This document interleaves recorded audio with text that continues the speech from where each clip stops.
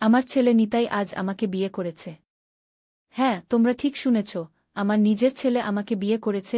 আমি এই বাক্যগুলো ডায়েরিতে লিখতে লিখতে কাঁপছিলাম। কাল রাতে ঘটে যাওয়া ঘটনাগুলো আমার চোখের সামনে ভেসে উঠল। আমরা হোটেল সিলেটের 23 তলার সুইট রুমে ছিলাম।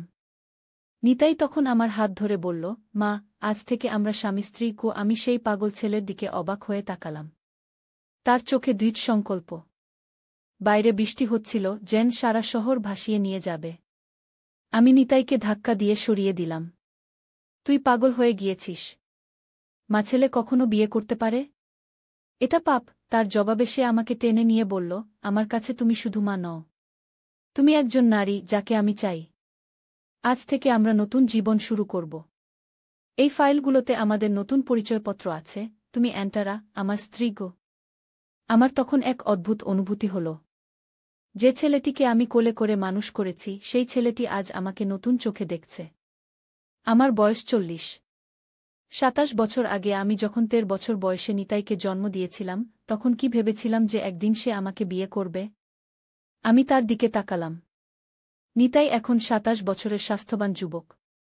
তার বাবা অনেক বছর আগে আমাদের ছেড়ে চলে গিয়েছিল। আমরা এতদিন মাছেলে হিসেবে লড়াই করে বেঁচেছিলাম। কিন্তু এখন নিতাই আমাকে অন্য সম্পর্কে বাঁধতে চাইছে। মা, আমি জানি তুমি এখনই হ্যাঁ বলবে না। কিন্তু চিন্তা করো, নিতাই বলল, তোমার জীবনে কে আছে আমি ছাড়া? আমার জীবনে কে আছে তুমি ছাড়া? আমরা পরস্পরকে সুখী করতে পারি। তোমার অতীতকে ভুলে যাও। আজ থেকে তুমি আমার স্ত্রী। আমি কাঁদতে শুরু করলাম। ঠিক করতে পারছিলাম না, এটা সত্যিই ঘটছে নাকি কোনো দুঃস্বপ্ন। আমাদের বিচিত্র সম্পর্কের কাহিনী কিভাবে শুরু হল? কিভাবে আমরা মাছেলে থেকে স্বামী স্ত্রী হয়ে উঠলাম? আর কিভাবে আমরা সমাজের চোখে ধুলো দিয়ে একসাথে বাস করছি, সেই গল্প আজ তোমাদের শোনাব। একটি মায়ের গল্প, যে তার ছেলের স্ত্রী হয়ে উঠল। সেদিন রাতে আমি ঘুমাতে পারিনি। নিতাইয়ের কথাগুলো আমার মাথায় ঘুরপাক খাচ্ছিল। সে কি সত্যি সত্যি আমাকে বিয়ে করতে চায়? এটা কিভাবে সম্ভব? আমি তার মা। কিন্তু তার চোখে যে দৃঢ়তা দেখেছি, তাতে মনে হচ্ছিল সে হয়তো এটা করতেই পারে। পরের দিন সকালে আমি যখন ঘুম থেকে উঠলাম, নিতাই ইতিমধ্যে হোটেল রুমে নাস্তা নিয়ে এসেছিল। গুড মর্নিং, সে হাসি মুখে বলল, জেন, গতরাতে কিছুই ঘটেনি। আমি শক্ত হয়ে বসলাম। নিতাই, গতরাতে তুই যা বলেছিস, সেটা কি তুই সত্যি মনে করে বলেছিস, নাকি শুধু মদের নেশায় বলেছিস? নিতাই আমার সামনে বসল। মা, আমি খুব ভেবেচিন্তেই বলেছি। আমি জানি এটা অদ্ভুত শোনাচ্ছে, কিন্তু আমি সত্যি তোমাকে ভালোবাসি, শুধু মা হিসেবে নয়, একজন নারী হিসেবে। আমি তার দিকে অবাক হয়ে তাকিয়ে রইলাম। নিতাই, এটা ঠিক নয়। আমরা মাছেলে। এটা সমাজে গ্রহণযোগ্য নয়, আইন তো অবৈধ। আমি জানি, সে ধীরে ধীরে বলল। তাই তো আমি নতুন পরিচয়পত্র তৈরি করেছি। তুমি আর আমি, আমরা আর মাছেলে নই। তুমি অ্যান্টারা, আমি অনন্ত। আমরা স্বামী স্ত্রী। আমরা একসাথে নতুন জীবন শুরু করব, সিলেট থেকে দূরে, যেখানে কেউ আমাদের চিনবে না। আমি হতবাক হয়ে তার কথা শুনছিলাম। কিভাবে আমার ছেলে এতটা পাগল হয়ে গেল? কিভাবে সে এই ধরনের চিন্তা করতে পারে? আমি তাকে কোলে করে মানুষ করেছি, আর এখন সে আমাকে তার স্ত্রী বানাতে চায়। না নিতাই, আমি দৃঢ়তার সাথে বললাম। আমরা এটা করতে পারব না। তুই আমার ছেলে, আমি তোর মা। এই সম্পর্ক কখনো বদলাবে না। নিতাই নিরাশ হয়ে তাকাল। মা, তুমি বুঝতে পারছ না। আমরা একে অপরকে ছাড়া কেউ নেই। সারা জীবন তুমি আমার জন্য ত্যাগ করেছ। এবার আমার পালা তোমাকে সুখী করার। আমি ধৈর্য ধরে বোঝানোর চেষ্টা করলাম। নিতাই, তোকে সুখী দেখলেই আমি সুখী। কিন্তু এই সম্পর্ক আমাদের উভয়কেই ধ্বংস করে দেবে। তাহলে তুমি আমার প্রস্তাব মানছ না? তার চোখ ক্রোধে জ্বলে উঠল। না নিতাই, আমি দৃঢ়ভাবে বললাম। হঠাৎ নিতাই হেসে উঠল, একটা অদ্ভুত, উন্মাদের মতো হাসি। তুমি ভাবছ আমি তোমাকে বিকল্প দিচ্ছি? না মা, আমি বিকল্প দিচ্ছি না। তুমি এখন থেকে আমার স্ত্রী। আর যদি তুমি মানতে না চাও। সে তার জ্যাকেট থেকে একটা পিস্তল বের করল, তাহলে আমি তোমাকে এবং নিজেকে মেরে ফেলব। আমি ভয়ে চিৎকার করে উঠলাম। নিতাই, তুই কি করছিস? চুপ, সে ধমক দিয়ে উঠল। আর নিতাই বলবে না। আমি অনন্ত, তোমার স্বামী। আমি দেখলাম তার চোখে পাগলামি। সে আমার ছেলে নিতাই নয়।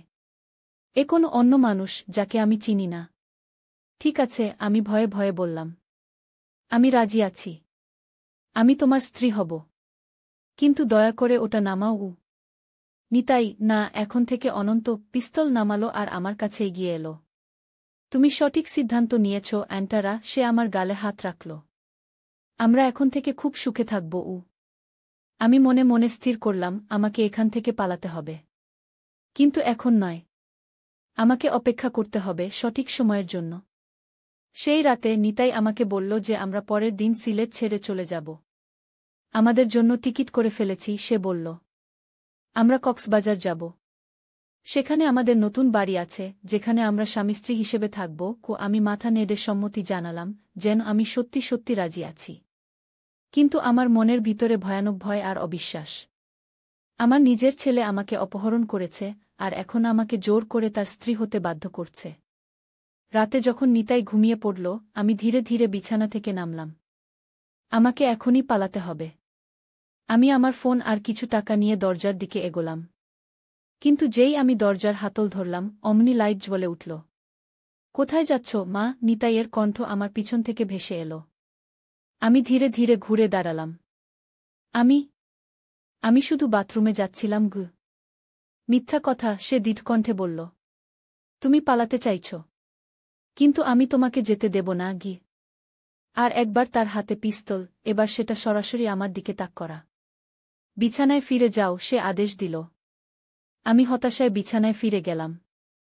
নিতাই আমার পাশে শুয়ে পড়ল, পিস্তল এখনও তার হাতে। আর পালানোর চেষ্টা করবে না, সে বলল। এখন থেকে তুমি আমার আজীবন। সেই রাতে আমি ঘুমাতে পারিনি। আমি শুধু চিন্তা করছিলাম কিভাবে আমি এই নরক থেকে বের হব। কিভাবে আমি আমার ছেলেকে ফিরে পাব, আমার আসল ছেলেকে, যে এই পাগল না। পরের দিন সকালে নিতাই আমাকে কক্সবাজারের দিকে নিয়ে যাওয়ার জন্য প্রস্তুত হল। সে আমাকে কিছু নতুন কাপড় কিনে দিল, যা তার মতে একজন স্ত্রীর পক্ষে উপযুক্ত। আমি চুপচাপ সেগুলো পরলাম, অপেক্ষা করছিলাম সুযোগের জন্য। হোটেল থেকে বের হওয়ার সময় রিসেপশনে একজন সিকিউরিটি গার্ড ছিল। আমি ভাবলাম, এই আমার সুযোগ। আমি যদি তাকে ইঙ্গিত করতে পারি যে আমি বিপদে। কিন্তু যেন আমার মনের কথা বুঝতে পেরে নিতাই আমার কোমর জড়িয়ে ধরল, তার অন্য হাত জ্যাকেটের পকেটে, যেখানে আমি জানতাম পিস্তল লুকানো ছিল। আমার প্রিয় স্ত্রী অ্যান্টারা, সে হাসিমুখে বলল সিকিউরিটি গার্ডের দিকে তাকিয়ে। আমরা এখন বেড়াতে যাচ্ছি। আমরা হোটেল থেকে বেরিয়ে একটা ট্যাক্সিতে উঠলাম। নিতাই ড্রাইভারকে বাস স্টেশনের ঠিকানা দিল। আমি জানালা দিয়ে বাইরে তাকিয়েছিলাম, মনে মনে প্রার্থনা করছিলাম কেউ একজন আমাকে সাহায্য করুক। বাস স্টেশনে পৌঁছে আমি লক্ষ্য করলাম কিছু পুলিশ টহল দিচ্ছে। আমার মনে আশার সঞ্চার হল, যদি আমি কোনোভাবে তাদের দৃষ্টি আকর্ষণ করতে পারি। নিতাই যেন আমার মনের কথা পড়তে পারছিল। কোনো বোকামি করবে না, সে আমার কানে ফিসফিস করল। যদি তুমি কাউকে কিছু বলো, আমি শুধু তোমাকে নয়, সেই ব্যক্তিকেও মেরে ফেলব। আমি মাথা নেড়ে বুঝালাম যে আমি তার কথা শুনেছি। নিতাই আমাদের জন্য কক্সবাজার যাওয়ার টিকিট কিনল, আর আমরা বাসে উঠে বসলাম। বাসে বসে আমি ভাবছিলাম এই অবস্থা থেকে আমি কিভাবে বেরোব। নিতাই আমার পাশে বসে ঘুমিয়ে পড়েছিল, কিন্তু আমি জানতাম তার হাত এখনও জ্যাকেটের পকেটে, সেই পিস্তলের কাছে। হঠাৎ বাসটা একটা জোরে ঝাঁকুনি দিয়ে থামল। সামনে কি হয়েছে দেখার জন্য আমি উকি মারলাম। রাস্তায় একটা বড় অ্যাক্সিডেন্ট হয়েছে। দুটো ট্রাক মুখোমুখি সংঘর্ষে বিধ্বস্ত অবস্থায় পড়ে আছে। বাসের ড্রাইভার মাইক্রোফোনে ঘোষণা দিলেন, যাত্রীদের দৃষ্টি আকর্ষণ করছি, সামনে একটা বড় অ্যাক্সিডেন্ট হয়েছে। রাস্তা ব্লক হয়ে আছে। আমাদের এখানে অনেকক্ষণ অপেক্ষা করতে হতে পারে। নিতাই ঘুম থেকে জেগে উঠল। কি হয়েছে, সে আমাকে জিজ্ঞেস করল। সামনে অ্যাক্সিডেন্ট হয়েছে, আমি বললাম। আমাদের অপেক্ষা করতে হবে। নিতাই বিরক্ত হয়ে বাইরে তাকাল। আমি দেখলাম অ্যাক্সিডেন্টের কারণে পুলিশ এসেছে। তারা যাত্রীদের বাস থেকে নামতে বলছে, যেন বাসটা সরিয়ে ফেলা যায়। একজন পুলিশ অফিসার আমাদের বাসে উঠে এলেন। সবাই অনুগ্রহ করে বাস থেকে নেমে আসুন, তিনি ঘোষণা দিলেন। আমরা অন্য বাসের ব্যবস্থা করছি।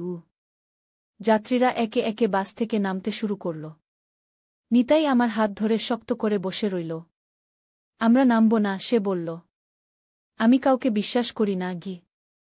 পুলিশ অফিসার আমাদের দিকে এগিয়ে এলেন। স্যার, ম্যাডাম, অনুগ্রহ করে বাস থেকে নেমে আসুন গো। নিতাই তার জ্যাকেটের পকেটে হাত রাখল। আমরা ঠিক আছি এখানে, সে বলল। আমরা অপেক্ষা করব। পুলিশ অফিসার ধীরে ধীরে বললেন, স্যার, এটা একটা অর্ডার। আপনাদের নামতে হবে গি। আমি দেখলাম নিতাই তার পকেট থেকে কিছু একটা বের করতে যাচ্ছে। আমি আর সময় নষ্ট করলাম না। আমাকে সাহায্য করুন, আমি চিৎকার করে উঠলাম। এই লোকটা আমাকে অপহরণ করেছে। এই লোকটা আমার ছেলে। ওর কাছে পিস্তল আছে। নিতাই আমার দিকে বিস্ফারিত চোখে তাকালো, তারপর পকেট থেকে পিস্তল বের করল। কিন্তু তার আগেই পুলিশ অফিসার তার উপর ঝাঁপিয়ে পড়লেন। অন্য দুজন অফিসার দৌড়ে এসে নিতাইকে ধরে ফেলল। তারা তার হাত থেকে পিস্তল কেড়ে নিল আর তাকে হাতকড়া পরিয়ে দিল। আমি কাঁদতে কাঁদতে বাস থেকে নেমে এলাম। একজন মহিলা পুলিশ অফিসার আমাকে সান্ত্বনা দিলেন। আপনি এখন নিরাপদে আছেন, তিনি বললেন। আমাদের সবকিছু বলুন গু। আমি তাদের সবকিছু বললাম, কিভাবে নিতাই আমাকে হোটেল রুমে আটকে রেখেছিল, কিভাবে সে আমাকে জোর করে তার স্ত্রী হতে বাধ্য করছিল, কিভাবে সে আমাকে কক্সবাজারে নিয়ে যাচ্ছিল যেখানে সে আমাকে চিরদিনের জন্য আটকে রাখতে চাইছিল। পুলিশ অফিসাররা আমাকে বললেন যে তারা নিতাইকে গ্রেপ্তার করবে অপহরণ, অস্ত্র রাখা আর মানসিক নির্যাতনের অভিযোগে। তারা আমাকে তাদের গাড়িতে বসালেন আর থানায় নিয়ে গেলেন। থানায় বসে আমি ভাবছিলাম আমার জীবন কিভাবে এই পরিস্থিতিতে এসে দাঁড়াল। আমার ছেলে, যাকে আমি এত ভালোবাসতাম, সে কিভাবে এমন একজন পাগল অপহরণকারীতে পরিণত হল। পুলিশের একজন মনোবিজ্ঞানী আমার সাথে কথা বললেন। তিনি বললেন যে নিতাই সম্ভবত ইলেকট্রা কমপ্লেক্সে ভুগছে, একটা মানসিক অবস্থা যেখানে ছেলেরা তাদের মাকে রোমান্টিকভাবে আকর্ষণীয় মনে করে। এটা কিছু ট্রমা বা মানসিক চাপের কারণে হতে পারে। থানা থেকে যখন বেরিয়ে এলাম তখন সন্ধ্যা হয়ে গেছে। পুলিশ আমাকে একটা উইমেন সাপোর্ট সেন্টারে নিয়ে গেল, যেখানে আমি কিছুদিন থাকতে পারব। আমি অবাক হয়ে দেখলাম সেখানে আরও অনেক মহিলা আছে যারা বিভিন্ন ধরনের নির্যাতনের শিকার হয়েছে। সেন্টারের ইনচার্জ শামিমা আপা আমাকে আদর করে বললেন, ভয় পাবেন না, আপনি এখানে নিরাপদে আছেন। আমরা আপনাকে সাহায্য করব। তিনি আমাকে একটা ছোট্ট রুম দেখালেন যেখানে আমি থাকব। আপনার ছেলে মানসিক রোগে ভুগছে, তিনি বললেন। তাকে চিকিৎসা দেওয়া হবে। আপনি এখন নিজের কথা ভাবুন। সেই রাতে আমি ঘুমাতে পারিনি। বারবার মনে হচ্ছিল কিভাবে আমার নিজের ছেলে আমার জীবনের সবচেয়ে বড় ভয় হয়ে উঠল। কেন সে এমন হয়ে গেল? আমি কি তার লালন পালনে কোথাও ভুল করেছি? পরের দিন সকালে শামিমা আপা আমাকে ডেকে নিয়ে গেলেন। অ্যান্টারা, আপনার জন্য একটা খবর আছে, তিনি বললেন। আপনার ছেলে নিতাই। সে পালিয়ে গেছে গি। আমি অবাক হয়ে গেলাম। পালিয়ে গেছে? কিভাবে? সে তো পুলিশের কাস্টডিতে ছিল। পুলিশ ভ্যান থেকে পালিয়ে গেছে, শামিমা আপা বললেন। তাকে যখন মেডিকেল চেকআপের জন্য হাসপাতালে নিয়ে যাচ্ছিল তখন সে গার্ডকে আক্রমণ করে পালিয়ে গেছে গি। আমার শরীর ঠান্ডা হয়ে গেল।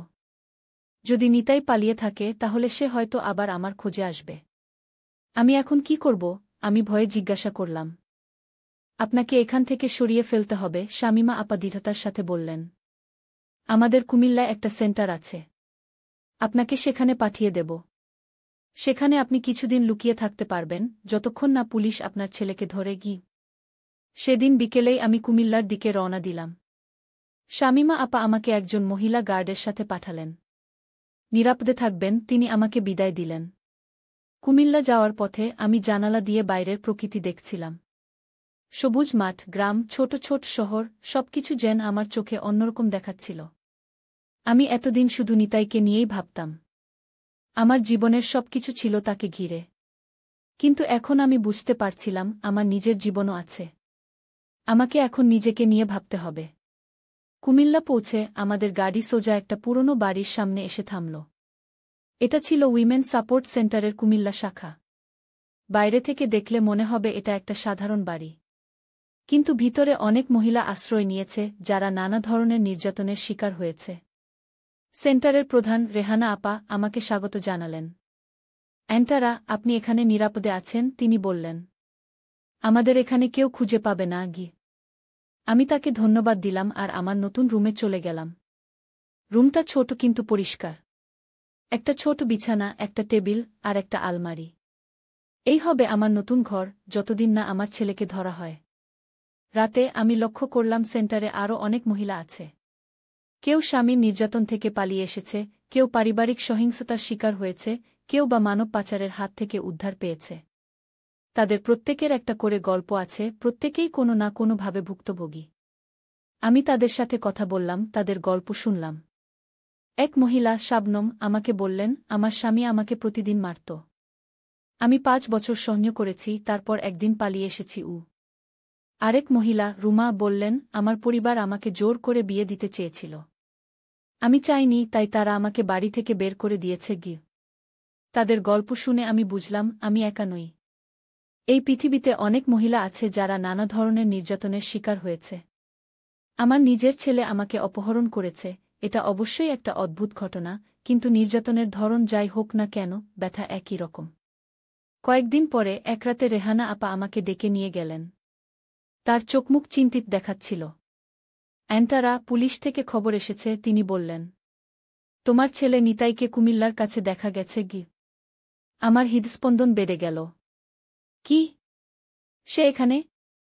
সে কি জানে আমি এখানে আছি? আমরা নিশ্চিত নই, রেহানা আপা বললেন।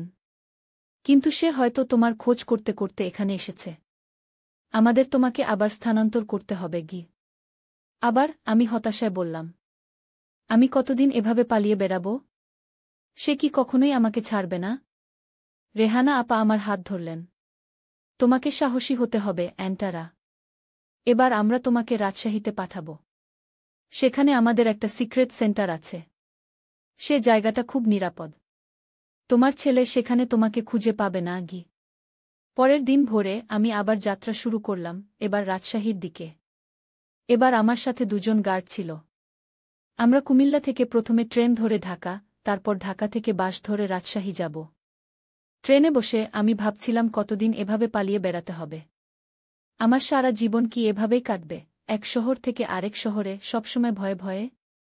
কিন্তু যত ভয় লাগুক, আমি জানি আমি আর কখনো নিতাইয়ের কাছে ফিরে যাব না। ট্রেন থেকে নেমে আমরা ঢাকা বাস টার্মিনালে গেলাম। সেখান থেকে রাজশাহীর বাস ধরব। আমরা যখন বাস টার্মিনালে পৌঁছলাম, হঠাৎ আমার দৃষ্টি পড়ল একটা ছেলের দিকে যে টিকিট কাউন্টারের কাছে দাঁড়িয়েছিল। আমার হৃদয় ধক করে উঠল। সে নিতাই। আমি তাড়াতাড়ি মুখ ঘুরিয়ে নিলাম, যেন সে আমাকে দেখতে না পায়। ওই ছেলেটা, আমি গার্ডদের ফিসফিস করে বললাম। ওটা আমার ছেলে, নিতাই। গার্ডরা তাড়াতাড়ি আমাকে একটা দোকানের পেছনে নিয়ে গেল।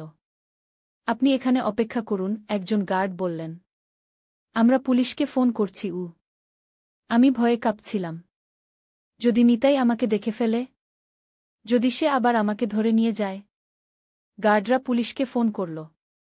কিছুক্ষণের মধ্যেই একদল পুলিশ এসে পৌঁছল। তারা সাবধানে বাস টার্মিনালে ঢুকল নিতাইকে খুঁজতে। আমি দোকানের পেছন থেকে উকি মেরে দেখছিলাম কি হচ্ছে।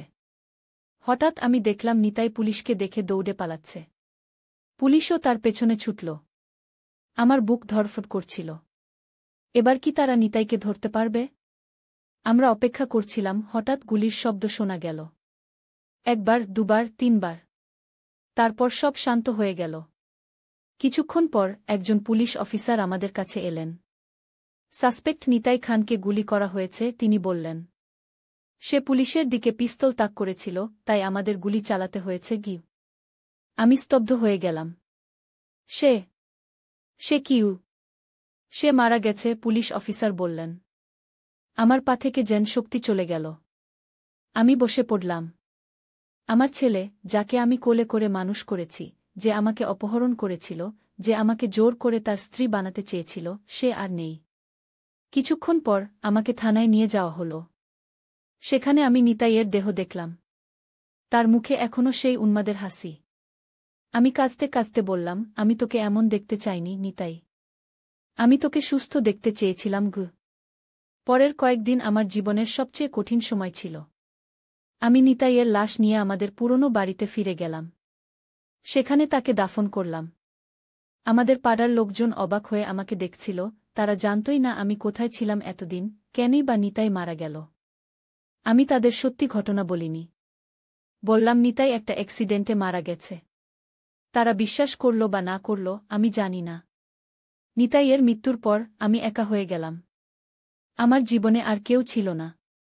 রাফি, নিতাইয়ের বাবা তো বহু বছর আগেই আমাদের ছেড়ে চলে গিয়েছিল। আমার বাবা মাও অনেক আগে মারা গিয়েছেন। এখন আমি একা। 1 মাস কাটল। আমি প্রতিদিন নিতাইয়ের কবরে যেতাম, তার সাথে কথা বলতাম। আমি ভাবতাম, কোথায় আমি ভুল করেছিলাম? কি করলে নিতাই এমন হতো না? কিন্তু উত্তর পেতাম না। একদিন সকালে আমি একটা চিঠি পেলাম। চিঠিটা ছিল উইমেন সাপোর্ট সেন্টার থেকে। শামিমা আপা লিখেছেন তারা আমার জন্য একটা কাজের ব্যবস্থা করেছেন। আমি যদি চাই তাহলে তাদের রাজশাহী শাখায় যোগ দিতে পারি, সেখানে অন্য মহিলাদের সাহায্য করতে পারি যারা নির্যাতনের শিকার হয়েছে। আমি চিঠিটা বারবার পড়লাম। তারপর সিদ্ধান্ত নিলাম, আমি যাব। আমি নতুন করে জীবন শুরু করব। 1 মাস পর আমি রাজশাহীর উইমেন সাপোর্ট সেন্টারে যোগ দিলাম। এখানে আমি অন্য মহিলাদের সাহায্য করি যারা নানা ধরনের নির্যাতনের শিকার হয়েছে। আমি তাদের বলি যে তারা একা নয়। আমিও একজন ভুক্তভোগী, আমিও সেই পথ দিয়ে হেঁটেছি। আস্তে আস্তে আমি আমার জীবনকে আবার গুছিয়ে নিলাম। আমি কখনোই নিতাইয়ের মৃত্যুর যন্ত্রণা ভুলতে পারব না, কিন্তু আমি শিখেছি সেই ব্যথার সাথে বেঁচে থাকতে। এখন যখন আমি পেছন ফিরে তাকাই, আমি ভাবি আমার জীবনের গল্প কত অদ্ভুত। আমি শুরু করেছিলাম একজন 13 বছরের মা হিসেবে, তারপর হয়েছিলাম একজন আতঙ্কিত অপহরণের শিকার, আর এখন আমি একজন সাহসী মহিলা যে অন্যদের সাহায্য করে। আমার নাম অ্যান্টারা, আর এটাই আমার জীবনের অদ্ভুত রহস্য। গল্পের সারমর্ম, আমার যদি কেউ জিজ্ঞাসা করে কোনো রহস্য আমার জীবনে সবচেয়ে বড় প্রভাব ফেলেছে, আমি বলবো সেটা হলো মানুষের মনের রহস্য। আমরা কখনোই জানি না মানুষের মনে কি আছে, কোনো অদৃশ্য অন্ধকার শক্তি তাদের নিয়ন্ত্রণ করছে। আমার ছেলে, যাকে আমি এত ভালোবাসতাম, সে কিভাবে এমন হয়ে গেল তা আমি আজও বুঝি না। কিন্তু আমি একটা জিনিস শিখেছি। যে কোনো রহস্যই হোক না কেন, যে কোনো অন্ধকারই হোক না কেন, আমাদের এগিয়ে যেতে হবে। একা হয়ে গেলেও, ভয়ে কাঁপতে থাকলেও আমাদের লড়াই চালিয়ে যেতে হবে। কারণ জীবনের সবচেয়ে বড় রহস্য হল আমরা জানি না আগামীকাল কি হবে। আর সেটাই আমাদের চালিয়ে যাওয়ার শক্তি দেয়। নয় এ কোনো অন্য মানুষ যাকে আমি চিনি না। ঠিক আছে, আমি ভয়ে ভয়ে বললাম। আমি রাজি আছি। আমি তোমার স্ত্রী হব। কিন্তু দয়া করে ওটা নামাও। নিতাই, না, এখন থেকে অনন্ত পিস্তল নামালো আর আমার কাছে এগিয়ে এলো। তুমি সঠিক সিদ্ধান্ত নিয়েছ অ্যান্টারা, সে আমার গালে হাত রাখল।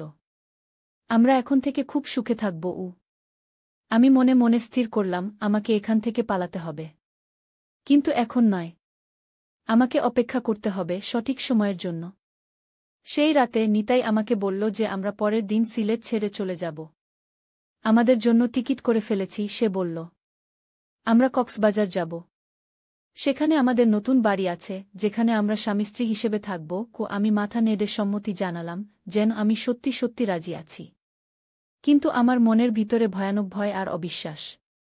আমার নিজের ছেলে আমাকে অপহরণ করেছে, আর এখন আমাকে জোর করে তার স্ত্রী হতে বাধ্য করছে।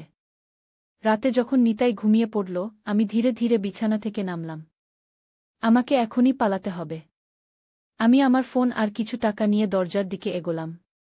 কিন্তু যেই আমি দরজার হাতল ধরলাম, অমনি লাইট জ্বলে উঠল। কোথায় যাচ্ছ, মা? নিতাইয়ের কণ্ঠ আমার পিছন থেকে ভেসে এলো। আমি ধীরে ধীরে ঘুরে দাঁড়ালাম। আমি শুধু বাথরুমে যাচ্ছিলাম। মিথ্যা কথা, সে দৃঢ়কণ্ঠে বলল। তুমি পালাতে চাইছ, কিন্তু আমি তোমাকে যেতে দেব না। আর একবার তার হাতে পিস্তল, এবার সেটা সরাসরি আমার দিকে তাক করা। বিছানায় ফিরে যাও, সে আদেশ দিল। আমি হতাশায় বিছানায় ফিরে গেলাম। নিতাই আমার পাশে শুয়ে পড়ল, পিস্তল এখনও তার হাতে। আর পালানোর চেষ্টা করবে না, সে বলল। এখন থেকে তুমি আমার আজীবন। সেই রাতে আমি ঘুমাতে পারিনি। আমি শুধু চিন্তা করছিলাম কিভাবে আমি এই নরক থেকে বের হব। কিভাবে আমি আমার ছেলেকে ফিরে পাব, আমার আসল ছেলেকে, যে এই পাগল না। পরের দিন সকালে নিতাই আমাকে কক্সবাজারের দিকে নিয়ে যাওয়ার জন্য প্রস্তুত হল। সে আমাকে কিছু নতুন কাপড় কিনে দিল, যা তার মতে একজন স্ত্রীর পক্ষে উপযুক্ত। আমি চুপচাপ সেগুলো পরলাম, অপেক্ষা করছিলাম সুযোগের জন্য। হোটেল থেকে বের হওয়ার সময় রিসেপশনে একজন সিকিউরিটি গার্ড ছিল। আমি ভাবলাম, এই আমার সুযোগ। আমি যদি তাকে ইঙ্গিত করতে পারি যে আমি বিপদে। কিন্তু যেন আমার মনের কথা বুঝতে পেরে নিতাই আমার কোমর জড়িয়ে ধরল, তার অন্য হাত জ্যাকেটের পকেটে, যেখানে আমি জানতাম পিস্তল লুকানো ছিল। আমার প্রিয় স্ত্রী অ্যান্টারা, সে হাসিমুখে বলল, সিকিউরিটি গার্ডের দিকে তাকিয়ে। আমরা এখন বেড়াতে যাচ্ছি। আমরা হোটেল থেকে বেরিয়ে একটা ট্যাক্সিতে উঠলাম। নিতাই ড্রাইভারকে বাস স্টেশনের ঠিকানা দিল। আমি জানালা দিয়ে বাইরে তাকিয়েছিলাম, মনে মনে প্রার্থনা করছিলাম কেউ একজন আমাকে সাহায্য করুক। বাস স্টেশনে পৌঁছে আমি লক্ষ্য করলাম কিছু পুলিশ টহল দিচ্ছে। আমার মনে আসার সঞ্চার হল, যদি আমি কোনোভাবে তাদের দৃষ্টি আকর্ষণ করতে পারি। নিতাই যেন আমার মনের কথা পড়তে পারছিল। কোনো বোকামি করবে না, সে আমার কানে ফিসফিস করল। যদি তুমি কাউকে কিছু বলো, আমি শুধু তোমাকে নয়, সেই ব্যক্তিকেও মেরে ফেলব গো। আমি মাথা নেড়ে বুঝালাম যে আমি তার কথা শুনেছি। নিতাই আমাদের জন্য কক্সবাজার যাওয়ার টিকিট কিনল, আর আমরা বাসে উঠে বসলাম। বাসে বসে আমি ভাবছিলাম, এই অবস্থা থেকে আমি কিভাবে বেরোব। নিতাই আমার পাশে বসে ঘুমিয়ে পড়েছিল, কিন্তু আমি জানতাম তার হাত এখনও জ্যাকেটের পকেটে, সেই পিস্তলের কাছে। হঠাৎ বাসটা একটা জোরে ঝাঁকুনি দিয়ে থামল। সামনে কি হয়েছে দেখার জন্য আমি উকি মারলাম। রাস্তায় একটা বড় অ্যাক্সিডেন্ট হয়েছে। দুটো ট্রাক মুখোমুখি সংঘর্ষে বিধ্বস্ত অবস্থায় পড়ে আছে। বাসের ড্রাইভার মাইক্রোফোনে ঘোষণা দিলেন, যাত্রীদের দৃষ্টি আকর্ষণ করছি, সামনে একটা বড় অ্যাক্সিডেন্ট হয়েছে। রাস্তা ব্লক হয়ে আছে। আমাদের এখানে অনেকক্ষণ অপেক্ষা করতে হতে পারে গি। নিতাই ঘুম থেকে জেগে উঠল। কি হয়েছে, সে আমাকে জিজ্ঞেস করল। সামনে অ্যাক্সিডেন্ট হয়েছে, আমি বললাম। আমাদের অপেক্ষা করতে হবে গি। নিতাই বিরক্ত হয়ে বাইরে তাকাল। আমি দেখলাম অ্যাক্সিডেন্টের কারণে পুলিশ এসেছে। তারা যাত্রীদের বাস থেকে নামতে বলছে, যেন বাসটা সরিয়ে ফেলা যায়। একজন পুলিশ অফিসার আমাদের বাসে উঠে এলেন। সবাই অনুগ্রহ করে বাস থেকে নেমে আসুন, তিনি ঘোষণা দিলেন। আমরা অন্য বাসের ব্যবস্থা করছি। যাত্রীরা একে একে বাস থেকে নামতে শুরু করল। নিতাই আমার হাত ধরে শক্ত করে বসে রইল। আমরা নামব না, সে বলল। আমি কাউকে বিশ্বাস করি না গি। পুলিশ অফিসার আমাদের দিকে এগিয়ে এলেন। স্যার, ম্যাডাম, অনুগ্রহ করে বাস থেকে নেমে আসুন গো। নিতাই তার জ্যাকেটের পকেটে হাত রাখল। আমরা ঠিক আছি এখানে, সে বলল। আমরা অপেক্ষা করব। পুলিশ অফিসার ধীরে ধীরে বললেন, স্যার, এটা একটা অর্ডার। আপনাদের নামতে হবে গি। আমি দেখলাম নিতাই তার পকেট থেকে কিছু একটা বের করতে যাচ্ছে। আমি আর সময় নষ্ট করলাম না। আমাকে সাহায্য করুন, আমি চিৎকার করে উঠলাম। এই লোকটা আমাকে অপহরণ করেছে। এই লোকটা আমার ছেলে। ওর কাছে পিস্তল আছে। নিতাই আমার দিকে বিস্ফারিত চোখে তাকাল, তারপর পকেট থেকে পিস্তল বের করল। কিন্তু তার আগেই পুলিশ অফিসার তার উপর ঝাঁপিয়ে পড়লেন। অন্য দুজন অফিসার দৌড়ে এসে নিতাইকে ধরে ফেলল। তারা তার হাত থেকে পিস্তল কেড়ে নিল আর তাকে হাতকড়া পরিয়ে দিল। আমি কাঁদতে কাঁদতে বাস থেকে নেমে এলাম। একজন মহিলা পুলিশ অফিসার আমাকে সান্ত্বনা দিলেন। আপনি এখন নিরাপদে আছেন, তিনি বললেন। আমাদের সবকিছু বলুন গু। আমি তাদের সবকিছু বললাম, কিভাবে নিতাই আমাকে হোটেল রুমে আটকে রেখেছিল, কিভাবে সে আমাকে জোর করে তার স্ত্রী হতে বাধ্য করছিল, কিভাবে সে আমাকে কক্সবাজারে নিয়ে যাচ্ছিল যেখানে সে আমাকে চিরদিনের জন্য আটকে রাখতে চাইছিল। পুলিশ অফিসাররা আমাকে বললেন যে তারা নিতাইকে গ্রেপ্তার করবে অপহরণ, অস্ত্র রাখা আর মানসিক নির্যাতনের অভিযোগে। তারা আমাকে তাদের গাড়িতে বসালেন আর থানায় নিয়ে গেলেন। থানায় বসে আমি ভাবছিলাম আমার জীবন কিভাবে এই পরিস্থিতিতে এসে দাঁড়াল। আমার ছেলে, যাকে আমি এত ভালোবাসতাম, সে কিভাবে এমন একজন পাগল অপহরণকারীতে পরিণত হল। পুলিশের একজন মনোবিজ্ঞানী আমার সাথে কথা বললেন। তিনি বললেন যে নিতাই সম্ভবত ইলেকট্রা কমপ্লেক্সে ভুগছে, একটা মানসিক অবস্থা যেখানে ছেলেরা তাদের মাকে রোমান্টিকভাবে আকর্ষণীয় মনে করে। এটা কিছু ট্রমা বা মানসিক চাপের কারণে হতে পারে। থানা থেকে যখন বেরিয়ে এলাম তখন সন্ধ্যা হয়ে গেছে। পুলিশ আমাকে একটা উইমেন সাপোর্ট সেন্টারে নিয়ে গেল, যেখানে আমি কিছুদিন থাকতে পারব। আমি অবাক হয়ে দেখলাম সেখানে আরও অনেক মহিলা আছে যারা বিভিন্ন ধরনের নির্যাতনের শিকার হয়েছে। সেন্টারের ইনচার্জ শামিমা আপা আমাকে আদর করে বললেন, ভয় পাবেন না, আপনি এখানে নিরাপদে আছেন। আমরা আপনাকে সাহায্য করব। তিনি আমাকে একটা ছোট্ট রুম দেখালেন যেখানে আমি থাকব। আপনার ছেলে মানসিক রোগে ভুগছে, তিনি বললেন। তাকে চিকিৎসা দেওয়া হবে। আপনি এখন নিজের কথা ভাবুন। সেই রাতে আমি ঘুমাতে পারিনি। বারবার মনে হচ্ছিল কিভাবে আমার নিজের ছেলে আমার জীবনের সবচেয়ে বড় ভয় হয়ে উঠল। কেন সে এমন হয়ে গেল? আমি কি তার লালন পালনে কোথাও ভুল করেছি? পরের দিন সকালে শামীমা আপা আমাকে ডেকে নিয়ে গেলেন। অ্যান্টারা, আপনার জন্য একটা খবর আছে, তিনি বললেন। আপনার ছেলে নিতাই। সে পালিয়ে গেছে গি।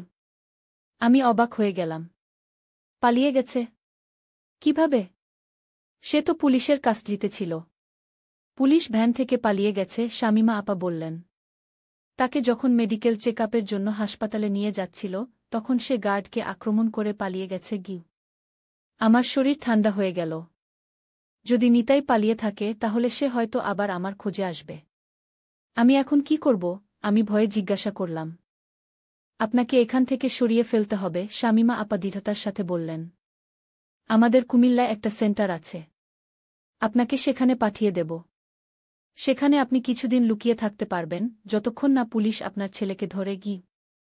সেদিন বিকেলেই আমি কুমিল্লার দিকে রওনা দিলাম। শামীমা আপা আমাকে একজন মহিলা গার্ডের সাথে পাঠালেন।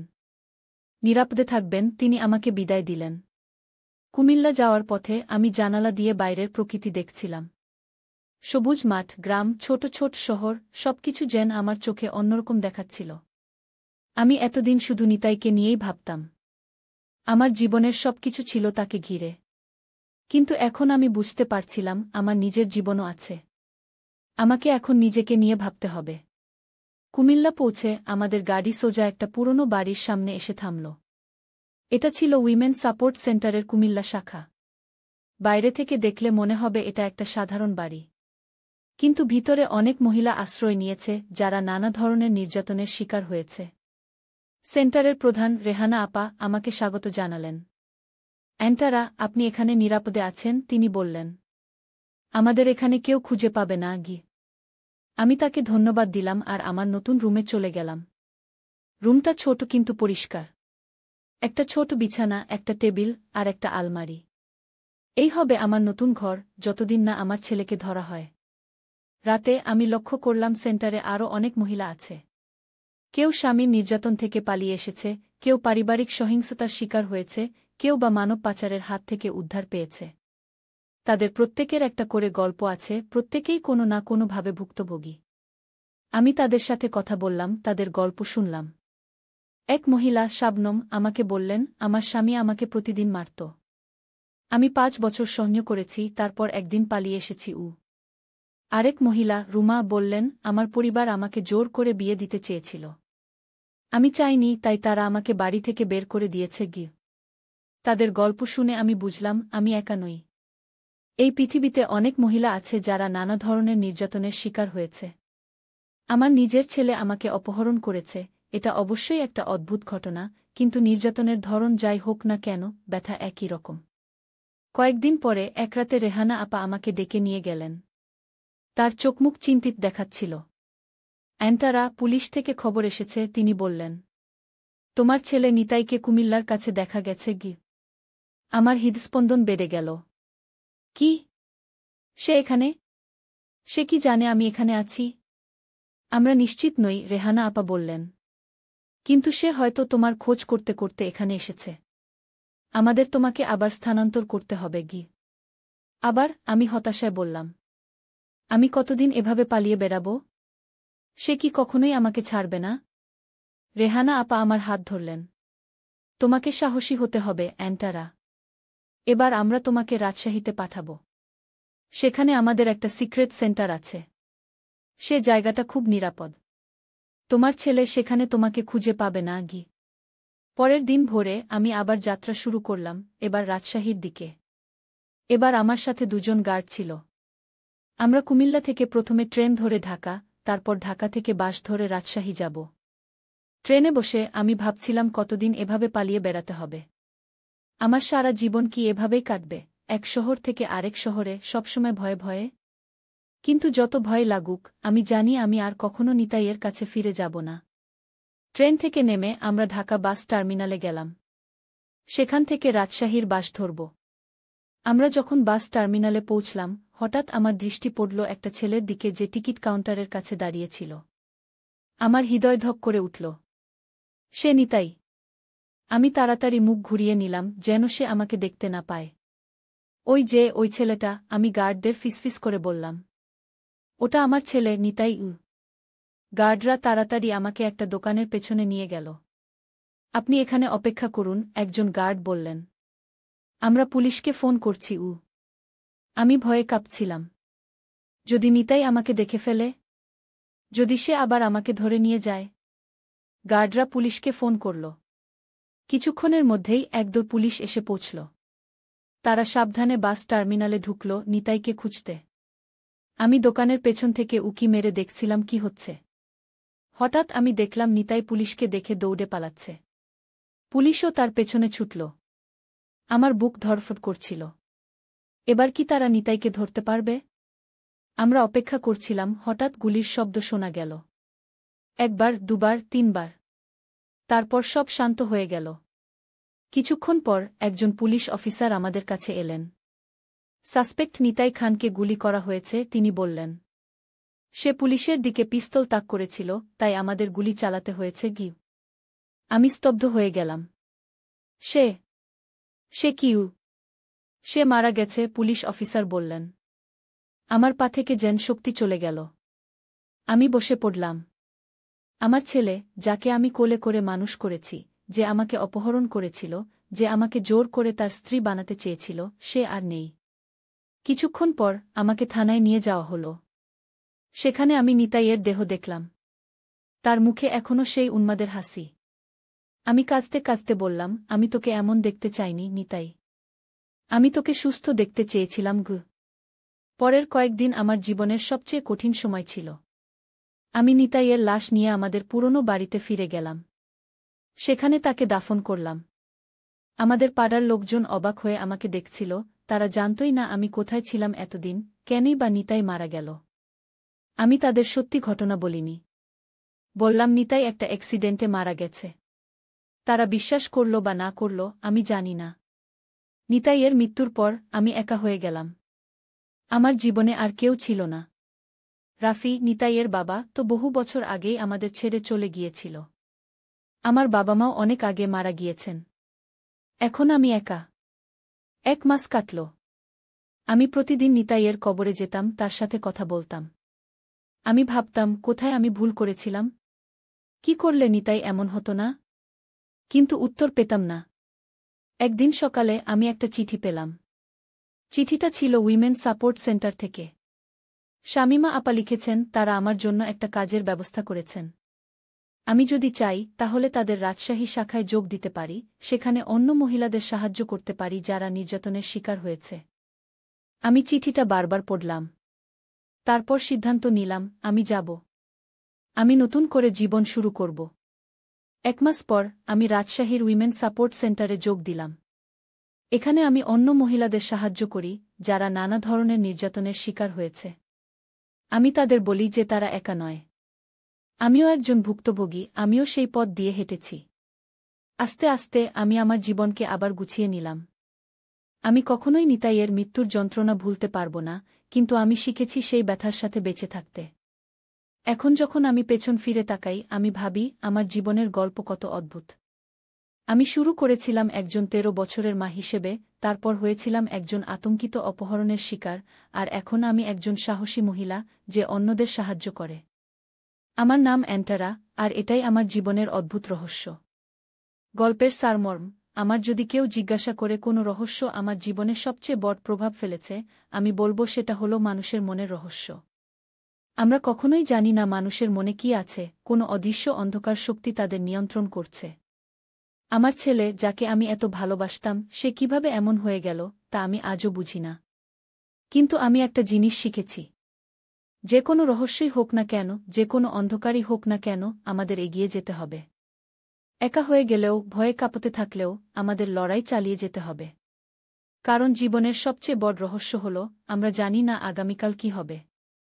আর সেটাই আমাদের চালিয়ে যাওয়ার শক্তি দেয়।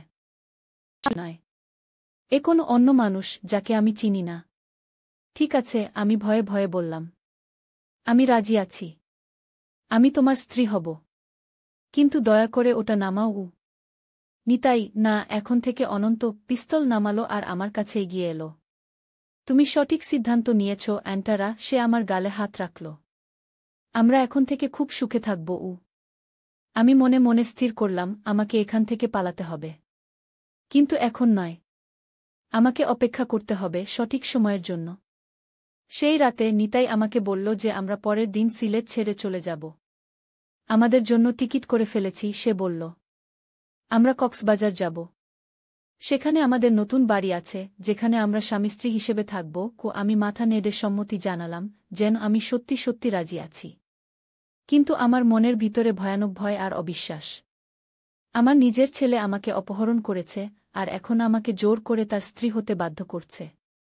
রাতে যখন নিতাই ঘুমিয়ে পড়ল, আমি ধীরে ধীরে বিছানা থেকে নামলাম। আমাকে এখনই পালাতে হবে। আমি আমার ফোন আর কিছু টাকা নিয়ে দরজার দিকে এগোলাম। কিন্তু যেই আমি দরজার হাতল ধরলাম, অমনি লাইট জ্বলে উঠল। কোথায় যাচ্ছ, মা? নিতাইয়ের কণ্ঠ আমার পিছন থেকে ভেসে এলো। আমি ধীরে ধীরে ঘুরে দাঁড়ালাম। আমি শুধু বাথরুমে যাচ্ছিলাম। মিথ্যা কথা, সে দৃঢ়কণ্ঠে বলল। তুমি পালাতে চাইছ, কিন্তু আমি তোমাকে যেতে দেব না। আর একবার তার হাতে পিস্তল, এবার সেটা সরাসরি আমার দিকে তাক করা। বিছানায় ফিরে যাও, সে আদেশ দিল। আমি হতাশায় বিছানায় ফিরে গেলাম। নিতাই আমার পাশে শুয়ে পড়ল, পিস্তল এখনও তার হাতে। আর পালানোর চেষ্টা করবে না, সে বলল। এখন থেকে তুমি আমার আজীবন। সেই রাতে আমি ঘুমাতে পারিনি। আমি শুধু চিন্তা করছিলাম, কিভাবে আমি এই নরক থেকে বের হব। কিভাবে আমি আমার ছেলেকে ফিরে পাব, আমার আসল ছেলেকে, যে এই পাগল না। পরের দিন সকালে নিতাই আমাকে কক্সবাজারের দিকে নিয়ে যাওয়ার জন্য প্রস্তুত হল। সে আমাকে কিছু নতুন কাপড় কিনে দিল, যা তার মতে একজন স্ত্রীর পক্ষে উপযুক্ত।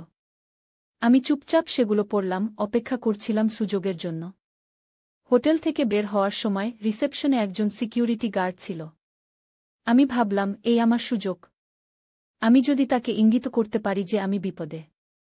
কিন্তু যেন আমার মনের কথা বুঝতে পেরে নিতাই আমার কোমর জড়িয়ে ধরল, তার অন্য হাত জ্যাকেটের পকেটে, যেখানে আমি জানতাম পিস্তল লুকানো ছিল। আমার প্রিয় স্ত্রী অ্যান্টারা, সে হাসিমুখে বলল, সিকিউরিটি গার্ডের দিকে তাকিয়ে। আমরা এখন বেড়াতে যাচ্ছি। আমরা হোটেল থেকে বেরিয়ে একটা ট্যাক্সিতে উঠলাম। নিতাই ড্রাইভারকে বাস স্টেশনের ঠিকানা দিল। আমি জানালা দিয়ে বাইরে তাকিয়েছিলাম, মনে মনে প্রার্থনা করছিলাম কেউ একজন আমাকে সাহায্য করুক। বাস স্টেশনে পৌঁছে আমি লক্ষ্য করলাম কিছু পুলিশ টহল দিচ্ছে। আমার মনে আশার সঞ্চার হল, যদি আমি কোনোভাবে তাদের দৃষ্টি আকর্ষণ করতে পারি। নিতাই যেন আমার মনের কথা পড়তে পারছিল। কোনো বোকামি করবে না, সে আমার কানে ফিসফিস করল। যদি তুমি কাউকে কিছু বলো, আমি শুধু তোমাকে নয়, সেই ব্যক্তিকেও মেরে ফেলব। আমি মাথা নেড়ে বুঝালাম যে আমি তার কথা শুনেছি। নিতাই আমাদের জন্য কক্সবাজার যাওয়ার টিকিট কিনল, আর আমরা বাসে উঠে বসলাম। বাসে বসে আমি ভাবছিলাম, এই অবস্থা থেকে আমি কিভাবে বেরোব। নিতাই আমার পাশে বসে ঘুমিয়ে পড়েছিল, কিন্তু আমি জানতাম তার হাত এখনও জ্যাকেটের পকেটে, সেই পিস্তলের কাছে। হঠাৎ বাসটা একটা জোরে ঝাঁকুনি দিয়ে থামল। সামনে কি হয়েছে দেখার জন্য আমি উকি মারলাম। রাস্তায় একটা বড় অ্যাক্সিডেন্ট হয়েছে। দুটো ট্রাক মুখোমুখি সংঘর্ষে বিধ্বস্ত অবস্থায় পড়ে আছে। বাসের ড্রাইভার মাইক্রোফোনে ঘোষণা দিলেন, যাত্রীদের দৃষ্টি আকর্ষণ করছি, সামনে একটা বড় অ্যাক্সিডেন্ট হয়েছে। রাস্তা ব্লক হয়ে আছে। আমাদের এখানে অনেকক্ষণ অপেক্ষা করতে হতে পারে। নিতাই ঘুম থেকে জেগে উঠল। কি হয়েছে, সে আমাকে জিজ্ঞেস করল। সামনে অ্যাক্সিডেন্ট হয়েছে, আমি বললাম। আমাদের অপেক্ষা করতে হবে। নিতাই বিরক্ত হয়ে বাইরে তাকাল। আমি দেখলাম অ্যাক্সিডেন্টের কারণে পুলিশ এসেছে। তারা যাত্রীদের বাস থেকে নামতে বলছে, যেন বাসটা সরিয়ে ফেলা যায়। একজন পুলিশ অফিসার আমাদের বাসে উঠে এলেন। সবাই অনুগ্রহ করে বাস থেকে নেমে আসুন, তিনি ঘোষণা দিলেন। আমরা অন্য বাসের ব্যবস্থা করছি। যাত্রীরা একে একে বাস থেকে নামতে শুরু করল। নিতাই আমার হাত ধরে শক্ত করে বসে রইল। আমরা নামব না, সে বলল। আমি কাউকে বিশ্বাস করি না। পুলিশ অফিসার আমাদের দিকে এগিয়ে এলেন। স্যার, ম্যাডাম, অনুগ্রহ করে বাস থেকে নেমে আসুন। নিতাই তার জ্যাকেটের পকেটে হাত রাখল। আমরা ঠিক আছি এখানে, সে বলল। আমরা অপেক্ষা করব। পুলিশ অফিসার ধীরে ধীরে বললেন, স্যার, এটা একটা অর্ডার। আপনাদের নামতে হবে। আমি দেখলাম নিতাই তার পকেট থেকে কিছু একটা বের করতে যাচ্ছে। আমি আর সময় নষ্ট করলাম না। আমাকে সাহায্য করুন, আমি চিৎকার করে উঠলাম। এই লোকটা আমাকে অপহরণ করেছে। এই লোকটা আমার ছেলে। ওর কাছে পিস্তল আছে। নিতাই আমার দিকে বিস্ফারিত চোখে তাকালো, তারপর পকেট থেকে পিস্তল বের করল। কিন্তু তার আগেই পুলিশ অফিসার তার উপর ঝাঁপিয়ে পড়লেন। অন্য দুজন অফিসার দৌড়ে এসে নিতাইকে ধরে ফেলল। তারা তার হাত থেকে পিস্তল কেড়ে নিল আর তাকে হাতকড়া পরিয়ে দিল। আমি কাঁদতে কাঁদতে বাস থেকে নেমে এলাম।